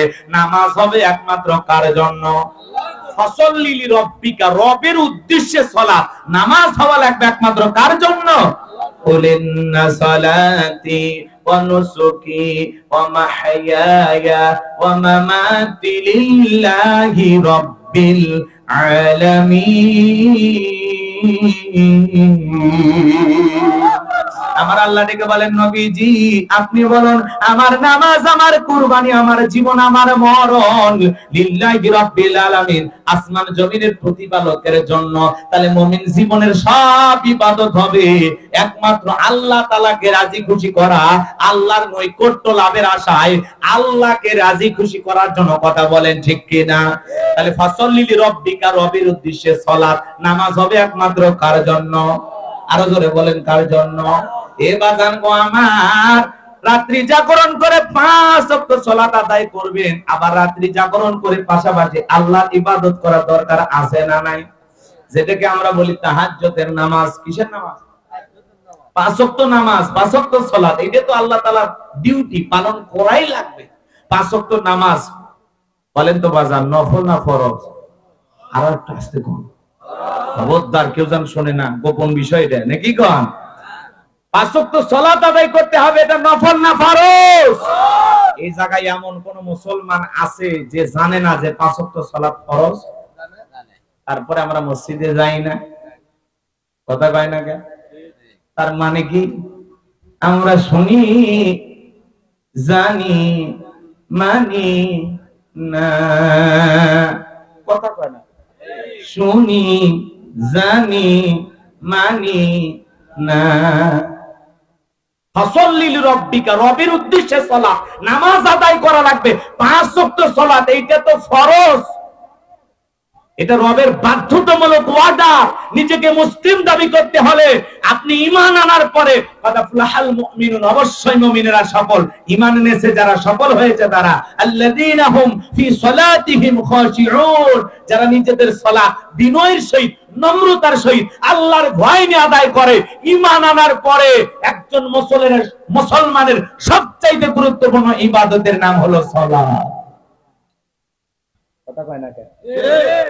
রাগ করতেছেন? বাইনাল আবদি ওয়া বাইনাল কুফরি তারকুস সালাহ। একজন মুমিন আর একজন অমুমিনের মধ্যে, একজন মুসলমান আর একজন অমুসলমানের মধ্যে পার্থক্যকারী একটি জিনিস, তার নাম সালাত। কথা বলেন ঠিক কিনা? মুমিন ঈমানদার সালাত আদায় করে, যারা নাফরমান বেঈমান এরা নামাজ আদায় করে আপনি মুসলমান, আপনি নামাজ পড়েন, কিন্তু অমুসলিম নামাজ পড়ে। কথা বলেন, কোন কাফের বা ঈমান নামাজ পড়ে? উভয়ের মধ্যে পার্থক্যকারী একটি জিনিস, তার নাম সালাত। ইমানদার সালাত আদায় করে, বেঈমান সালাত আদায় করে। ইমানদার আর বেঈমানের মধ্যে এটি পার্থক্য। কষ্ট হচ্ছে আপনাদের? সালাত আদায় করা যাবে? করবেন তো ইনশাআল্লাহ। ফাসাল্লি লিরাব্বিকা ওয়ানহার, রবের উদ্দেশ্যে সালাত, নামাজ তো পাঁচ ওয়াক্ত আদায় করব। তারপরে আল্লাহ তাআলা সূরা ফুরকানের ভিতরে বলতেছেন, ওয়াল্লাযীনা ইয়াবিতুনা লিরাব্বিহিম সুজদান ওয়া কিয়ামা, যারা রাত্রি জাগরণ করে আমি আল্লাহকে সিজদা দেয়, আমি আল্লাহর জন্য দণ্ডায়মান হয়ে যায়। রাত্রি জাগরণ করে কোন সময়? এদিক খেয়াল করেন, রাতের 12টা যখন পার হয়ে যাবে, 1টা 2টা 3টার দিকে উঠা বিবির ভালোবাসা ত্যাগ কইরা, আরামের বিছানা ত্যাগ কইরা যারা যায় নামাজের ভিতরে দাঁড়ায় যায়, এই নামাজ দুনিয়ার কাউকে দেখানোর জন্য নয়, এই নামাজ কাউকে খুশি করার জন্য নয়, এই নামাজ হলো একমাত্র আল্লাহ তাআলাকে রাজি খুশি করার জন্য। কথা বলেন ঠিক কি না? কারণ নিরালায় নিবৃত্তিতে গভীর নিশীথে আপনি দাঁড়িয়েছেন কাকে পাওয়ার জন্য? কার ভালোবাসায়? কার প্রেমে? হ্যাঁ, এই জন্য সিজদার মাধ্যমে, রুকুর মাধ্যমে, সালাত আদায় করার মাধ্যমে রাত্রি জাগরণ করে প্রেম করব কার সাথে? আর আল্লাহর সাথে যে প্রেমের ভাবটা জমাইতে পারবে, গভীর নিশীথে মালিককে সিজদা দিয়া জায়নামাজে যে প্রেমটা জমাইতে পারবে, আল্লাহর সাথে প্রেম করলে জীবনে সফলতা, কোনো ব্যর্থতা নাই। যে ব্যক্তি তাহাজ্জুদের সালাত আদায় করে, গভীর নিশীথে আল্লাহকে ডাক দিতে পারে, মালিকের সাথে প্রেম করতে পারে, এদের জীবনে কোনোদিন পেরেশানি নাই, হতাশা নাই, সব হতাশা আল্লাহ দূর করে দেবে। এবং যে ব্যক্তি 5 ওয়াক্ত সালাত পাশাপাশি তাহাজ্জুদের নামাজ আদায় করবে, এই মানুষগুলোর জীবনে কোনোদিন অপূর্ণতা থাকে না। আল্লাহর কাছে চাইতে দেরি, আল্লাহ তার এই গোলামকে দিতে দেরি করেন। আল্লাহু আকবার বলেন। এই জন্য গভীর নিশীথে যারা সালাত আদায় করে, ওই গভীর নিশীথে আল্লাহ তাআলা প্রথম আসমানে এসে ডেকে বলে, কি আসছো গুনাহগার, আমি আল্লাহর কাছে maaf চাও। এ গোলাম, কি আসছো, গুনাহ করেছো, অনেক গুনাহ করেছো, আমি আল্লাহর কাছে আসো, আমি আল্লাহর কাছে ক্ষমা চাও, আমি আল্লাহ তোকে maaf করে দেব, তোর জিন্দেগীর সমস্ত গুনাহগুলো maaf করে দেব। দুনিয়াতে অপরাধী খোঁজে জেলখানায় দেওয়ার জন্য, সাজা দেওয়ার জন্য, ফাঁসি দেওয়ার জন্য, আর আমার আল্লাহ তার গুনাহগার, অপরাধী, নাফরমান বান্দা খোঁজে তাকে maaf করে দেওয়ার জন্য। আমার আল্লাহ কত দয়া, কত দয়া, তিনি রহমান, তিনি রহিম। আল্লাহু আকবার বলেন। কষ্ট হচ্ছে আপনাদের? এই জন্য গভীর নিশীথে সিজদা দেব কাকে? রুকু করব কার জন্য? এই জন্য আল্লাহ বলেন, ওয়াল্লাযীনা ইয়াবিতুনা লিরাব্বিহিম সুজদান ওয়া কিয়ামা, যারা রাত্রি জাগরণ করে আমি আল্লাহকে সিজদা দেয়, আমি আল্লাহর জন্য দণ্ডায়মান থাকে। এই জন্য গভীর নিশীথে এ বাজানগো আমার তাহাজ্জুদের সালাত আদায় করব। এই জন্য আল্লাহ তাআলাকে রাজি খুশি করার জন্য রাত্রি জাগরণ করে ইবাদত করব কার?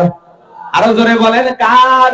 তাহলে কিছু মানুষ এইভাবে ইবাদত করে আল্লাহ তাআলার প্রিয় হয়ে যায়, আর অনেক যুবক আছে এরাও রাত্রি জাগরণ করে, তবে নামাজ পড়া নয়, রুকু করে নয়, সিজদা দিয়া নয়। যুবকেরা রাত্রি জাগরণ করে, ইমো মেসেঞ্জারে কথা বলে, বান্ধবীর সাথে সেটিং কইরা সারা রাত ইমো মেসেঞ্জারে কথা বলে, ফজরের আজান হয় যখন, ওই হাইব্রিড যুবক ঘুমাইতে যায় তখন নামাজও পড়ে না। এরকম দুষ্ট পোলাপান আছে না নাই? আপনাদের এলাকায় নাই? যুবক রে, এই ঘুম ভাঙলে সকাল, না ভাঙলে পরকাল। কথা বলেন ঠিক কি না? কেমন করে ঘুমাও তুমি, কেমন করে ঘুমাও তুমি, ফজর করে কাজা, এমনও তো হতে পারে ও তোমার জোহরে জানাজা, এমনও তো হতে পারে ও তোমার জোহরে জানাজা। কথা বলেন ঠিক কি না? এজন্য যুবক রে, ইমো মেসেঞ্জারে বান্ধবীর সাথে কথা বলে লাভ নাই, সারা রাত খালি সেটিং করে, কি খাইছো, কি করতেছো, কথা কয় না কা? বান্ধবী না খাইলে মনটা বড় খারাপ, কই তুমি না খাইলে আমিও খাবো না। নিজের মা খাইছে কিনা খবর নাই না, বাবা খাইছে কিনা খবর নাই না, বান্ধবী না খাইলে টেনশনে যুবকের খাওয়া মুখে ওঠে না। বিরক্ত হইতেছেন না? দোয়া করে দেয় নাকি বলেন? এরকম যুবক আছে না? এই মোবাইলটা যুবকদের খাইলো। এই মোবাইল পাপের, এখন মনে করেন মোবাইল দেখতে ছোট, কিন্তু এই মোবাইল দিয়ে পাপ, অনেক বড় বড় পাপ হয়। কথা বলেন ঠিক কি না? এই মোবাইলের ভিতরে যুব সমাজ ডুবে আছে। কথা বলে ঠিক কি না? কষ্ট হচ্ছে আপনাদের? বিরক্ত হয়েছেন? এই মোবাইলে চ্যাটিং করে, প্রেম কইরা, আহারে যুবকেরা পাগল হয়ে যাচ্ছে। মাশাআল্লাহ, চাচা ভাই দোয়া করেন বাবা।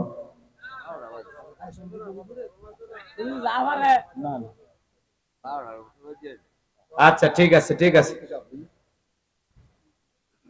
আচ্ছা এদিক খেয়াল করেন, আসলে গভীর রাত হয়েছে তো কষ্ট আপনাদেরকে না দেওয়াই ভালো, কিন্তু এদিক পয়েন্ট আমাকে শেষ করতে হবে, তাই না? কষ্ট পাইছেন আপনারা? এজন্য যুবকদেরকে বলতেছি, বাবা মোবাইল ছাড়া লাগবে। এই মোবাইলের কারণে সব নষ্ট। কথাকে বোঝা গেল? বিরক্ত হয়েছেন আপনারা আমার কথায়? কষ্ট লাগে? তাহলে এক নাম্বার ফাসাল্লি লিরাব্বিকা ওয়ানহার, এক নাম্বার রবির উদ্দেশ্যে সালাত আদায় করা লাগবে। তাহলে নামাজ হবে একমাত্র কার জন্য? আল্লাহ তাআলাকে রাজি খুশি করার জন্য। 5 ওয়াক্ত সালাত কারা কারা মসজিদে গিয়ে আদায় করবেন? আমার মালিককে হাত তুলে দেখান। আল্লাহ তোমার যে গোলামেরা হাত তুলেছে, আল্লাহ সবাইকে 5 ওয়াক্ত সালাত মসজিদে গিয়ে জামাতের সহিত আদায় করার তৌফিক দান করুন। আপনার ভয় আমাদের সবাইকে আল্লাহ নামাজি বানায় দেন, জোরে বলেন আমিন। আমার ভাইয়েরা এদিক গভীর মনোযোগ দিয়ে কথাগুলো শুনবেন। তাহলে এক নাম্বার হলো রবের উদ্দেশ্য সালাত, 2 নাম্বার হলো ওয়ানহার মানে কুরবানি করা। কুরবানি করা মানে নিজের আমিত্বকে কুরবানি করা, অহংকারকে কুরবানি করা, নিজের ভিতরে থাকা পশুসুলভ আচরণকে কুরবানি করা। এ বাজান গো আমার, আমি যে কথা বলতে চাচ্ছিলাম, কয় লাখ টাকার গরু কুরবানি করলেন, ছাগল কুরবানি করলেন, এটাই আসল কুরবানি নয়। আসল কুরবানি হলো নিজের ভিতরে থাকা পশুটাকে কুরবানি করা, নিজের স্বভাবকে কুরবানি করা, নিজের অহংকারকে কুরবানি করা, আমিত্বকে কুরবানি করা। অনেকে 2-4 লাখ টাকার গরু নিয়ে এসে রাস্তার মধ্যে বাঁধে রাখে আর বলে দিছি একটা কুরবানি এলাকার সেরা। কার কুরবানি? কয় তালুকদারের। কত দিয়ে কিনছে? কয় 5 লাখ। কয় ঠকেন নাই, তালুকদার সাহেব জিতছেন, তালুকদারকে আমি ঠকার মানুষ। পিছনে যে রান দেখা যায়, এক রানই তো 4 মণ গোস্ত হবে। যেরকম কুরবানির পশু নিয়ে এসে হিসাব নিকাশ করে কোথায় কি পরিমাণে গোস্ত হবে, এদের কুরবানি হবে? এজন্য কুরবানি দিতে গেলে 3টা জিনিস খেয়াল রাখা লাগবে। এক নাম্বার নিয়ত সহি হওয়া লাগবে, যে আমি কুরবানি দিতেছি জামাই বাড়িতে গোশত পাঠানোর জন্য না, গ্রামের লোককে খুশি করার জন্য না, ছেলে মেয়ের জন্য না। অনেকে মনে করে যে ছেলে মেয়ে কুরবানি না দিলে মানুষের দিকে তাকায় থাকবে, অতএব কিস্তি তুলে হলেও সুদের টাকা নিয়ে হলেও কুরবানি দেব। এই কথা কয় না? এরকম আছে না? আছে। কারণ আমাদের সমাজের মানুষ এরকম, ছেলে মেয়ের জন্য পাগল পারা হয়ে যায়, সুদের টাকা নিয়ে কিস্তির উপরে লোন নিয়ে কুরবানি দেয়। আল্লাহ এদের হেদায়েত দান করুক, জোরে বলেন আমিন। আপনার টাকা নাই, কুরবানি দেয়া লাগবে না। কুরবানি ওয়াজিব হয়ে গেলে টাকা থাকলে আপনি দেন, সমস্যা কি? কথা বলেন না কেন? নাই দিতে হবে না। কথা কি বোঝা গেল? আল্লাহ যেন হেদায়েত দান করেন, জোরে বলেন আমিন। অনেক এরকম হারাম টাকা দিয়ে কুরবানি দিতে চায়। আমি যে কথা বলতে চাচ্ছিলাম, এক নাম্বার নিয়ত সহি, যে আমি কুরবানি দিতেছি আল্লাহকে খুশি করার জন্য। 2 নাম্বার আপনার ইনকামটা বৈধ হওয়া লাগবে। যেই টাকা দিয়ে কুরবানির পশু ক্রয় করবেন ওই টাকাটা অবশ্যই হালাল হতে হবে। কথা ঠিক কিনা? আর 3 নাম্বার নামাজি হয়ে কুরবানি দিতে হবে। কথা কয় না কেন? আগে নামাজ পড়েন, তারপরে কি করবেন? কুরবানি করেন। অনেকে দেখা যাচ্ছে যেদিন কুরবানি দেবে ওই দিন ফজরের নামাজও নাই, এমন কি সকাল 9টায় ঘুম থেকে উঠছে, মাঠের নামাজ, ঈদের নামাজ সব শেষ হয়ে গেছে, 9টায় ব্রাশ করিয়া সবার আগে যায় গরু ধরে ধরে দাঁড়িয়ে আছে। এই শালার কুরবানি হবে? এটা খালি গোশত খাওয়া হবে, কিন্তু এই কুরবানি আল্লাহর দরবারে কবুল হবে? এরকম মুসলমান আছে না নাই? অনেক হাজি সুদখোর, ঘুষখোর, বেনামাজি এদের সাথে ভাগে কুরবানি দেয়। যদি বলেন হাজি সাহেব আপনি বেনামাজি, সুদখোর, ঘুষখোর এদের সাথে কুরবানি দিচ্ছেন, ব্যাপারটা কি? তখন বলে বাড়িতে কেউ খাসির গোশত খায় না তো এইজন্য গরুতে ভাগ দিয়েছি। কি নিয়ত? এরকম আছে না নাই? আল্লাহ এই সমস্ত মানুষদেরকে হেদায়েত দান করেন। মনে রাখবেন, আপনি যদি 10,000 20,000 টাকা ছাগলও দেন আর নিয়ত যদি সহি হয়, আল্লাহকে যদি বলেন আল্লাহ আমার এই কুরবানি, আল্লাহ তাআলা ইব্রাহিম ইসমাইলের কুরবানি, বাপ ছেলের কুরবানি যেমন তোমার জন্য ছিল, আমার এই ছাগলটাও তোমার জন্য কুরবানি করতেছি, আল্লাহ আমার এই কুরবানি তুমি কবুল করো। বিশ্বাস করেন, আপনার নিয়ত যদি সহি হয় আর টাকাটা যদি হালাল হয় আর আপনি যদি নামাজি হয়ে কুরবানি দিতে পারেন, আপনার এই ছাগলের রক্ত জমিনে পড়ার আগে আরশের মালিক আল্লাহর কাছে কবুল হয়ে যাবে। বলুন সুবহানাল্লাহ। এজন্য আল্লাহ বলেন ওয়ালাকিয়ানালুহুত তাকওয়া মিনকুম, আল্লাহ বলেন তোমার অন্তরে যেইটা আছে আমি আল্লাহ ওইটা নেব। কত টাকা দিয়ে গরু কুরবানি করেছো আমি আল্লাহ ওইটা দেখবো না, আমি আল্লাহ দেখবো তোর তাকওয়া, তোর অন্তরে যেইটা আছে আমি আল্লাহর কাছে সেইটাই পৌঁছাবে। কথা বলে ঠিক কি না? এজন্য সহিহ নিয়তে কুরবানি দিতে পারবো তো ইনশাআল্লাহ। তাহলে এদিক খেয়াল করেন, তাহলে এই 2 নাম্বার আয়াতের ভিতরে আল্লাহ তাআলা দুইটি কথা বলেছেন, ফাসাল্লি লিরাব্বিকা ওয়ানহার। 1 নাম্বার রবের উদ্দেশ্যে সালাত আদায় করব, আর 2 নাম্বার রবের উদ্দেশ্যেই কুরবানি দেব। কুরবানি হবে কার জন্য? 7 জন ভাগে গরু কেনে, 4 জন দড়ি ধরে টানে, 3 জন পিছন থেকে ঠেলে, এমন একটা গরু কেনে দুর্বল, সেই গরুর উপরে বয়স্ক ভাতা ওয়াজিব। কুরবানির স্থান পর্যন্ত হাঁটে যাওয়ার শক্তি নাই, এমন দুর্বল গরু জবাই করলে হবে? হবে না। আল্লাহ বলেন তাসুরুন নাযিরিন, চমৎকার একটা গাবি জবাই করো, আকর্ষণীয়, পুষ্ট দেখতে সুন্দর। কথা বলে ঠিক কি না? আল্লাহ বোঝার তৌফিক দান করুন, জোরে বলুন আমিন। 3 নাম্বার আয়াতে আল্লাহ রাব্বুল আলামিন বলেন ইন্না শানিয়াকা হুয়াল আবতার। আল্লাহু আকবার। আমার আল্লাহ ডেকে বলেন নবী গো, যারা আপনাকে লেজ কাটারির বংশ বলে, নবী গো আপনি মন খারাপ করবেন না, মনের মধ্যে কষ্ট নেবেন না গো নবী। যে আবুল হাবুদ বা সাইব আপনাকে লেজ কাটারির বংশ বলে, আমি আল্লাহ তাআলা ওদেরকে নির্বংশ করে ছাড়বো। নবী গো আপনার ছেলে সন্তানগুলোকে আমি আল্লাহ নিয়েছি, মন খারাপ করবেন না, কষ্ট মনের মধ্যে নেবেন না নবী গো। আমি আল্লাহ পাক এই দুনিয়ার জমিনে আপনাকে মহব্বত করার, আপনাকে ভালোবাসার কোটি কোটি রূহানি সন্তান পাঠাবো। এই দুনিয়ার জমিনে বর্তমানে 700 কোটি মানুষ, এর মধ্যে 200 কোটি প্রায় মুসলমান। আমরা সবাই রাসূলের রূহানি সন্তান। আল্লাহু আকবার বলেন। আমরা সবাই রাসূলের কি সন্তান? রূহানি সন্তান। বাজান গো আমার, এই জন্য নবীজিকে যদি কেউ কটূক্তি করে বাজে ভাষায় গালি দেয়, ভারতের একজন পণ্ডিত নামের মূর্খ, একজন অমুসলিম হিন্দু আমার নবীজির সাথে বেয়াদবি করেছেন, আমার নবীর চরিত্রে আঘাত দিয়ে কথা বলেছেন, কটূক্তি করেছেন। যেই ভারতের জানোয়ার বিশ্ব নবীকে না বাজে মন্তব্য করেছেন, ওর ফাঁসি নিশ্চিত না হওয়া পর্যন্ত আমাদের আন্দোলন করতে হবে। কথা বলেন ঠিক কি না?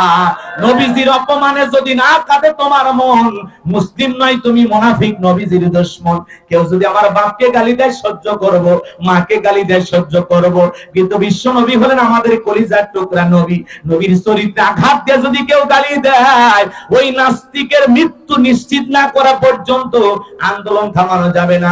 যে বেঈমান রাসূলকে গালি দেবে, প্রয়োজনে আর বুকের উপরে সইরা জিহ্বা টান দিয়ে ছিঁড়ে কুকুরকে খাওয়ায় দেব, এরপরে নবীজির অপমান সইবে না রে মুসলমান। কথা বলে ঠিক কি না? নবীজিকে গালি দেবে যারা, অবৈধ জারর সন্তান তারা। মক্কা নগরীতে একজন গালি দিয়েছিলেন না ওলীদ বিন মুগীরা, রাসূলকে অকাট্য ভাষায় গালিগালাজ করতেছে। আল্লাহ রাব্বুল আলামিন আসমান থেকে সহ্য করলেন না, আমার আল্লাহ আয়াত নাযিল করে জানিয়ে দিলেন কুতুল্লিম বাদা যালিকা জানিম, নবী গো আপনাকে যে গালি দেয় এগুলো পিতৃ পরিচয়হীন জারর সন্তান। একটা বাচ্চা এর জন্মের সমস্যা আছে, ভারতের যে অমুসলিম আমার নবীজিকে গালি দিয়েছে এর জন্মের ঠিক না। যে মা বাবা আইন দুশ্চরিত্রবান অবৈধ জারর সন্তান, সেই কেবলমাত্র রাসূলকে গালি দিতে পারে। কথা বলে ঠিক কিনা? যে রাসূলের চরিত্রের সার্টিফিকেট আল্লাহ দিয়ে বলেন ওয়া ইন্নাকা লাআলা খুলুকিন আযীম, নবী হলেন পুত পবিত্র মহান চরিত্রের অধিকারী। আযীম আরবিতে এমন একটি শব্দ যার গভীরতা মাপা যায় না। যেই রাসূল 63 বছরের জিন্দেগিতে একটি মিথ্যা কথা বলেননি, এমন নেতাকে নেতা হিসেবে মানতে কারা কারা রাজি হাত তুলে দেখান। লিল্লাহি তাকবীর। হাত নামান। কেমন মহামানব পেয়েছি আমরা।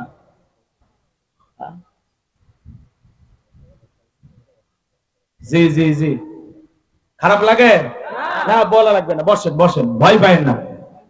আসলে কি বলবো, আমাদের এলাকা হইলেও একরকম হইতো। আপনারা যেহেতু নারায়ণগঞ্জের মানুষ, অথবা গভীরাত পর্যন্ত আপনারা আলোচনা শোনেন না, কর্মব্যস্ততা আছে। আমি আর কথা বাড়াতে চাই না, কষ্ট হচ্ছে আপনাদের। তাহলে ভারতে রাসূলকে যে গালি দিয়েছে, এই রাসূলের এদিক খেয়াল করেন, রাসূলের দুশমন এই নাস্তিক বেঈমানের শাস্তি হোক। আপনারা চান তো ইনশাআল্লাহ? আমরা গত শুক্রবারে সাত মাথার মোড়ে ওলামায়ে ইকরাম আন্দোলন করেছিলাম, হেফাজতের ওলামায়ে ইকরাম সবাই মিলে আন্দোলন করেছিলাম, সবাই মসজিদ থেকে প্রতিবাদ করতেছে ইনশাআল্লাহ। আমরা চাই ভারত সরকারকে জানিয়ে দেব যে রাসূলকে গালি দিয়েছে তার প্রকাশ্যে ফাঁসি নিশ্চিত করা লাগবে। কথা বলেন ঠিক কিনা? ওই কুলাঙ্গারের বেঁচে থাকার কোনো অধিকার নাই। কথা বলেন ঠিক কিনা? ফ্রান্সের লোকেরা রাসূলকে গালি দিয়েছিল। আমরা গবেষণায় বের করেছি ফ্রান্সের লোকেরা কেন গালি দেয়। পৃথিবীর 228টা রাষ্ট্র নিয়ে গবেষণা করার পরে বের হয়েছে এই ফ্রান্সের মহিলারা বিয়ের আগেই বাচ্চা জন্ম দেয়। যেই মহিলা বিয়ের আগে বাচ্চা জন্ম দেয় এটা বৈধ না অবৈধ? এটা হালাল জাদা না কি জাদা? কথা কি বুঝতে পারছেন? কষ্ট হচ্ছে আপনাদের? এই জন্য নবীজিকে গালি দিয়েছিল ওলীদ বিন মুগীরা। আল্লাহ আয়াত নাযিল করে বলেন উতুল্লিম বাদা যালিকা জানিম, এ হলো পিতৃ পরিচয়হীন জারর সন্তান। ওলীদ বিন মুগীরা বলে এত বড় কথা, ঠিক আছে আপনি থাকেন, আমি আমার মায়ের কাছে যাই। ছেলেটা বৈধ না অবৈধ জানে কে? মা। কথা বলেন ঠিক কিনা? এইবার দৌড়ে মায়ের কাছে চলে গেছে, যায় বলে মা বিশ্বনবী আমাকে বলেছেন উতুল্লিম বাদা যালিকা জানিম, আমার নাকি জন্মের ঠিক নাই। ওলীদ বিন মুগীরার মায়ের নাম ছিল ঝর্ণা, বয়স হয়ে গেছে অনেক বেশি।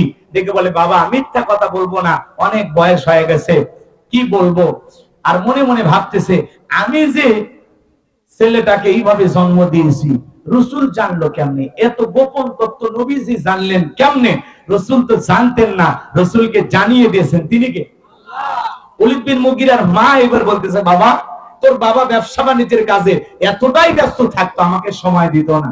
সারা দিন টাকা চিনতো, পয়সা চিনতো, কিন্তু আমার জীবনের সোনালী দিনগুলো চলে যায়, তোর বাবা আমাকে সময় দিত না। বাড়ির আশেপাশে ঘুরঘুর করতেছিল তোর চাচা। দেখবেন ভাই যখন বিদেশে থাকে এলাকায় দেবরের আমদানি কমে না বাড়ে, ওরা এসে দরজার সাইডে জানালার পাশে স্লোগান দেয় ভাবি ভাইয়া তোমার বর, আমি যে দেবর, ভেবে দেখো ভাবি কার কত দাবি। ভাই গেছে মালয়েশিয়ায়, আমি তো দেশে আসি। এর কথা হয় না কেন? মা বোন যারা আছেন আলোচনা শুনতেছেন পরিষ্কার ভাবে বলে যাই মা, দুইটা পুরুষ হইতে সাবধান, একটা দেবর আর একটা দুলাভাই। হাদিসের ভাষায় এদেরকে বলা হয়েছে মৃত্যু তুল্য, এরা বিষাক্ত সাপের চাইতেও ভয়ঙ্কর। এর কথা কয় না কেন? এই যে লালমনির হাতে কয়েকদিনে এক দেবর ভাবি পালিয়ে গেছে, কথা কয় না কেন? এই যে দুনিয়াতে এই ঘটনাগুলো ঘটতেছে, ভাতিজার সাথে চাচি নাই, মামি ভাগিনার সাথে নাই, দেবর ভাবির সাথে, কথা কন নাকি আপনারা? মিথ্যা কথা না সত্য? এই জন্য মা বোনদেরকে বলো মা দুইটা পুরুষ হইতে সাবধান, একটা দেবর আর একটা দুলাভাই। মা বোন যারা আছেন মা আপনাদের আমল কম দাম বেশি, 4টি আমলে 8টা জান্নাতের দরজা খোলা। 1 নাম্বার 5 ওয়াক্ত সালাত, 2 নাম্বার রোজা, 3 নাম্বার ফরজ পর্দা, আর 4 নাম্বার হলো স্বামীর খেদমত। আল্লাহু আকবার বলেন। আপনারা শুনেছেন ঢাকা বিশ্ববিদ্যালয়ের একজন সহকারী অধ্যাপক, একজন মহিলা, নাম হলো সামিনা লুৎফা, নাম শোনেন নাই? তো উনি একটি টক শোতে এসে আলোচনা করতেছে আর বলতেছে এখনকার এমন ভাবে বই পুস্তক লেখা হচ্ছে ওতে ওড়না, ওতে ওড়না। একটা মেয়েকে শিশুকাল থেকে বোঝানো হচ্ছে ওড়না একটি কাপড়, তার মানে নিজেকে ঢেকে রাখা লাগবে, পর্দা করা লাগবে। কেন? কারণ আমরা নাকি চাচ্ছি যে মা বোনেরা যেন ঘর থেকে বাহির না হয়। সে বলতেছে এই শিক্ষা দিয়া একজন শিশু মেয়েকে বোঝানো হচ্ছে ওতে ওড়না, ওড়না একটি কাপড়, কাপড় দিয়ে কি করা লাগে? নিজেকে ঢেকে রাখা লাগে, পর্দা করা লাগে। তার মানে এক শ্রেণীর মানুষ এই ধরনের শিক্ষা দিয়া নারীকে ঘরের ভিতরে বন্দী করে রাখতে চায়, নারী যেন ঘরের বাহিরে বের না হয়। যেই মহিলা এই ধরনের কথা বলতে পারেন সে যত বড় শিক্ষিকা হোক, যত বড় অধ্যাপক হোক, যত বড় জ্ঞানী হোক, আমরা বলবো নারীর সবচাইতে বড় সৌন্দর্য হলো পর্দা করা। কথা বলেন ঠিক কিনা? এই জন্য পর্দাকে কটূক্তি করে তারাই কথা বলতে চায় যারা এই সমাজে যৌনতা ছড়াইতে চায়, অশ্লীলতা ছড়াইতে চায়। কথা বলে ঠিক কিনা? একজন শিক্ষিকা মায়ের মতো সে চাইবে নারীর সৌন্দর্য ঢেকে রাখা। আল্লাহ বলেন অকরনা ফি বুয়ুতিকুন্না ওয়ালা তাবাররাজনা তাবাররুজাল জাহিলিয়াতিল উলা, নারীরা তোমরা ঘরের ভিতরে অবস্থান করো, খবরদার জাহিলিয়াতের যুগের মেয়েদের মতো নিজেকে অশ্লীল ভাবে প্রদর্শন করো না, উল্টাপাল্টা পোশাক পরো না। নারী যদি বাহিরে যায় ফরজ পর্দা মেনে যাবে। একটা নারী যদি বোরকা পরে, পর্দা করে, ঢিলা ঢালা পোশাক পরে, হাত মোজা পা মোজা লাগাইয়া রাস্তাতে হেঁটে যায়, মনের অজান্তে শ্রদ্ধা সম্মানে মাথাটা নত হয়ে আসে, পর্দাশীল নারীর উপরে আল্লাহর রহমত নাজিল হয়। কথা বলে ঠিক কিনা? কোন সম্ভ্রান্ত ভদ্র ফ্যামিলির মেয়ে বোরকা ছাড়া, পর্দা ছাড়া বাহিরে যেতে পারে? নারী অবশ্যই বাহিরে যাবে। নারী বোরকা পরে পর্দা করে দোকানদারি করবে, চাকরি করবে, ব্যবসা বাণিজ্য করতে পারবে। নারী তার প্রয়োজনে বাইরে যাবে, অবশ্যই বোরকা পরে পর্দা করে যাবে। কিন্তু এই সামিনা লুৎফা ভদ্র মহিলা, তিনি বলেছেন আমরা নাকি নারীদেরকে ঘরে বন্দি রাখতে চাই, এই শিক্ষা ব্যবস্থায় নাকি আমরা তাই শিখিয়েছি। আমরা বলবো আপনি একজন সমাজের শিক্ষিকা, আপনি আমাদের সন্তানদেরকে মানুষ বানাবেন, বিদায় পর্দার বিরুদ্ধে কটাক্ষ করবেন না। আল্লাহর ফরজ বিধান পর্দা, আল্লাহ রাব্বুল আলামিন যেইটা বলেছেন এইটাই ফাইনাল। এইটার বিরোধিতা করলে দুনিয়াতে লাঞ্ছিত হবেন, সম্মান পাবেন না। কথা বলেন ঠিক কিনা? আল্লাহর বিধানে মুক্তি, আল্লাহর বিধানে শান্তি। কথা বলে ঠিক কিনা? নারী পর্দা করবে, তার সৌন্দর্য ঢেকে রাখবে, আর তার এই সৌন্দর্য দেখার একজন পুরুষ দুনিয়াতে অধিকার, তার নাম হলো তার স্বামী। কথা বলে ঠিক কিনা? এই জন্য সামিনা লুৎফা সম্মানিত মহিলাকে আমি বলতে চাই, আপনি একটু আল্লাহর বিধানটাকে ফলো করেন। সমাজে এমন ভাবে কথা ছড়াবেন না যে কথার দ্বারা এই সমাজের মহিলারা আরো অশ্লীলতার দিকে ধাবিত হয়। আল্লাহ পাক এই সমস্ত মা বোনদের হেদায়েত দান করেন। চিৎকার মেরে বলেন আমিন। আরেকটু জোরে বলেন আমিন। সম্মানিত ভাইরা আমার, স্ত্রীকে পর্দায় রাখবেন, মেয়েটাকে পর্দায় রাখবেন, বাহিরে নিয়ে যাবেন, অবশ্যই বোরকা পরায় পর্দা করায় নিয়ে যাবেন ইনশাআল্লাহ। আল্লাহ আমাদের সবাইকে, মা বোন সহ সবাইকে পর্দা করে আল্লাহর এই ফরজ বিধান মেনে এই জমিনে চলার তৌফিক দান করুন। জোরে বলুন আমিন। ওয়া আখিরি দাওয়ানা আলহামদুলিল্লাহি রাব্বিল আলামিন। আরো কিছু কথা ছিল বলার, বাকি কথাগুলো এ পর্যন্ত শেষ করলাম। যুবকেরা অনেক কষ্ট করে এসেছেন, আয়োজন করেছেন, তাদের উদ্দেশ্যে তেমন কিছু বলার সুযোগ হইল না। আসলে 2-2.5 ঘন্টা সময় পেলে একটু ভালো হয়। আপনারা, আমরা যেহেতু উত্তরবঙ্গের মানুষ, একটু বেশি বয়ান করি, বেশি কথা বলি, কিন্তু একটু কম হয়ে গেছে। আপনারা মন খারাপ করেন না, আবারও বেঁচে থাকলে দেখা হবে ইনশাল্লাহ। 9টা 9:30 উঠলে ভালো হইতো, কিন্তু আসতে একটু দেরি হয়ে গেছে। ঢাকা শহরে প্রচন্ড জ্যামে আটকে গেছিলাম। তো যাই হোক, আল্লাহ তাআলা নিয়ে আসছেন, দেখা হয়েছে, বেঁচে থাকলে আবারও দেখা হবে ইনশাআল্লাহ। আপনারা কি বিরক্ত হয়েছেন? কোন কারণে মন খারাপ করেছেন? আমার কথা ভাষা বুঝতে কি আপনাদের কষ্ট হয়েছে? উত্তরবঙ্গে প্রচন্ড বন্যা, আমাদের এলাকা লালমনিরহাট কুড়িগ্রাম এলাকায় প্রচন্ড বন্যা হচ্ছে। আপনারা একটু দোয়া করবেন। সেই তিস্তার ব্যারেজের বাঁধগুলো খুলে দিয়েছে, আমরা অনেক কষ্টে আছি। কুড়িগ্রাম, নীলফামারী, লালমনিরহাট এই অঞ্চলগুলো ডুবে গেছে, অনেকগুলো গ্রাম তলিয়ে গেছে। এদিকে ফেনী, নোয়াখালীতে বন্যা, সারা দেশে প্রচার হয়েছিল, অনেক মানুষ ত্রাণ সহযোগিতা নিয়ে তাদের পাশে দাঁড়াইছিলেন। আমরা আমার এই উত্তরবঙ্গের মানুষের, বন্যার্ত মানুষদের পাশে দাঁড়ানোর জন্য সারা দেশের মানুষকে আহ্বান করব। অনেক ঘর বাড়ি তলিয়ে গেছে, অনেক মানুষ কষ্টে আছে, আপনারা একটু দোয়া করবেন আল্লাহ পাক যেন উত্তরবঙ্গের মানুষের উপরে আল্লাহর সাহায্য নাজিল করেন। জোরে বলেন আমিন। বৈষম্য আনবেন না, সবাই একটু সহযোগিতার হাত বাড়াবেন। উত্তরবঙ্গের মানুষের জন্য যে যতটুকু পারেন সহযোগিতা করবেন। বন্যার্থ ভাই বোনদের পাশে দাঁড়াবেন, অনেক কষ্টে আছেন। কুড়িগ্রাম, লালমনিরহাটের মানুষ অনেক কষ্টে আছেন, নীলফামারীর মানুষ, আপনারা সবাই একটু সহযোগিতার হাত বাড়াবেন। পারবেন তো ইনশাআল্লাহ? পারবেন তো ইনশাআল্লাহ? আল্লাহ কবুল করুন। কুড়িগ্রাম, রংপুরের ওই উত্তর অঞ্চলের মানুষেরা অনেক এই পানির ভিতরে বন্যায় ক্ষতিগ্রস্ত, বাড়ি ঘরগুলো ভেসে যাচ্ছে, অনেক কষ্টে আছে। আল্লাহ তাআলা যেন উত্তরবঙ্গের মানুষকে তার এই বন্যার কবল থেকে হেফাজত করেন। জোরে বলুন আমিন। আল্লাহর সাহায্য যেন আল্লাহ নাজিল করেন। জোরে বলুন আমিন। ওয়া আখিরি দাওয়ানা আলহামদুলিল্লাহি রাব্বিল আলামিন। আসসালামু আলাইকুম ওয়া রাহমাতুল্লাহি ওয়া বারাকাতুহু। এখন এই সংক্ষিপ্ত দোয়া সকলে আমার সাথে দুরূদ ইব্রাহিম পড়ুন। আল্লাহুম্মা সাল্লি আলা মুহাম্মাদ। বলেন। বিসমিল্লাহির রহমানির রহিম। আজকের কালেকশনের কথাটা সভাপতি সাহেব বলতো, কিন্তু সভাপতি সাহেবের পক্ষ থেকে আমি বলতেছি যে আমাদের এখানে নগদ কালেকশন হয়েছে 1,71,260 টাকা, আর বাকি আছে 1,46,000 টাকা। মোট আমাদের কালেকশন হয়েছে 3,17,260 টাকা। আপনাদের সবার আক্রান্ত পরিশ্রমের মাধ্যমে আমাদের যে কালেকশন হয়েছে, আমরা ইনশাআল্লাহ আল্লাহর কাছে শুকরগুজার করি। এই বৃষ্টির দিনও আমাদের এই হুজুরের সলিলত কণ্ঠে আমরা যে ওয়াজ শুনতে পেরেছি এবং ধৈর্য ধরে সহকারে বসতে পেরেছি, আল্লাহর মহান রব্বুল আলামিনের কাছে লক্ষ কোটি শুকর। সকলে বলি আলহামদুলিল্লাহ।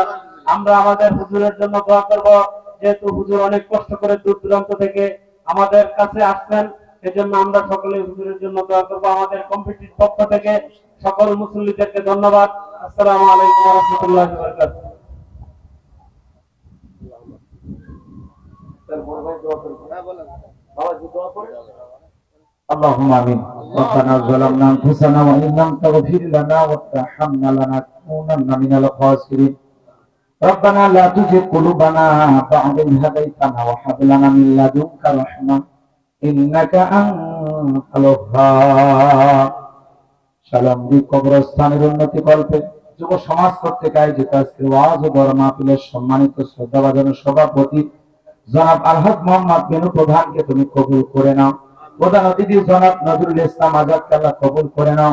বিশেষ অতিথি হিসাবে তোমার গোলাম অলিকুল্লাহ নামাজ সাল্লাম সকলের সম্মান মর্যাদা বাড়ায় দাও, সুস্থতার সহিত নেখায় দান করো। সম্মানিত অতিথিবৃন্দ হিসেবে যাদের নাম আছে, এলাকার বিশিষ্ট ব্যবসায়ী জন আছেন আল্লাহ, তাদের ব্যবসায় তুমি বরকত দাও, দুনিয়া আখিরাতে সম্মান বাড়ায়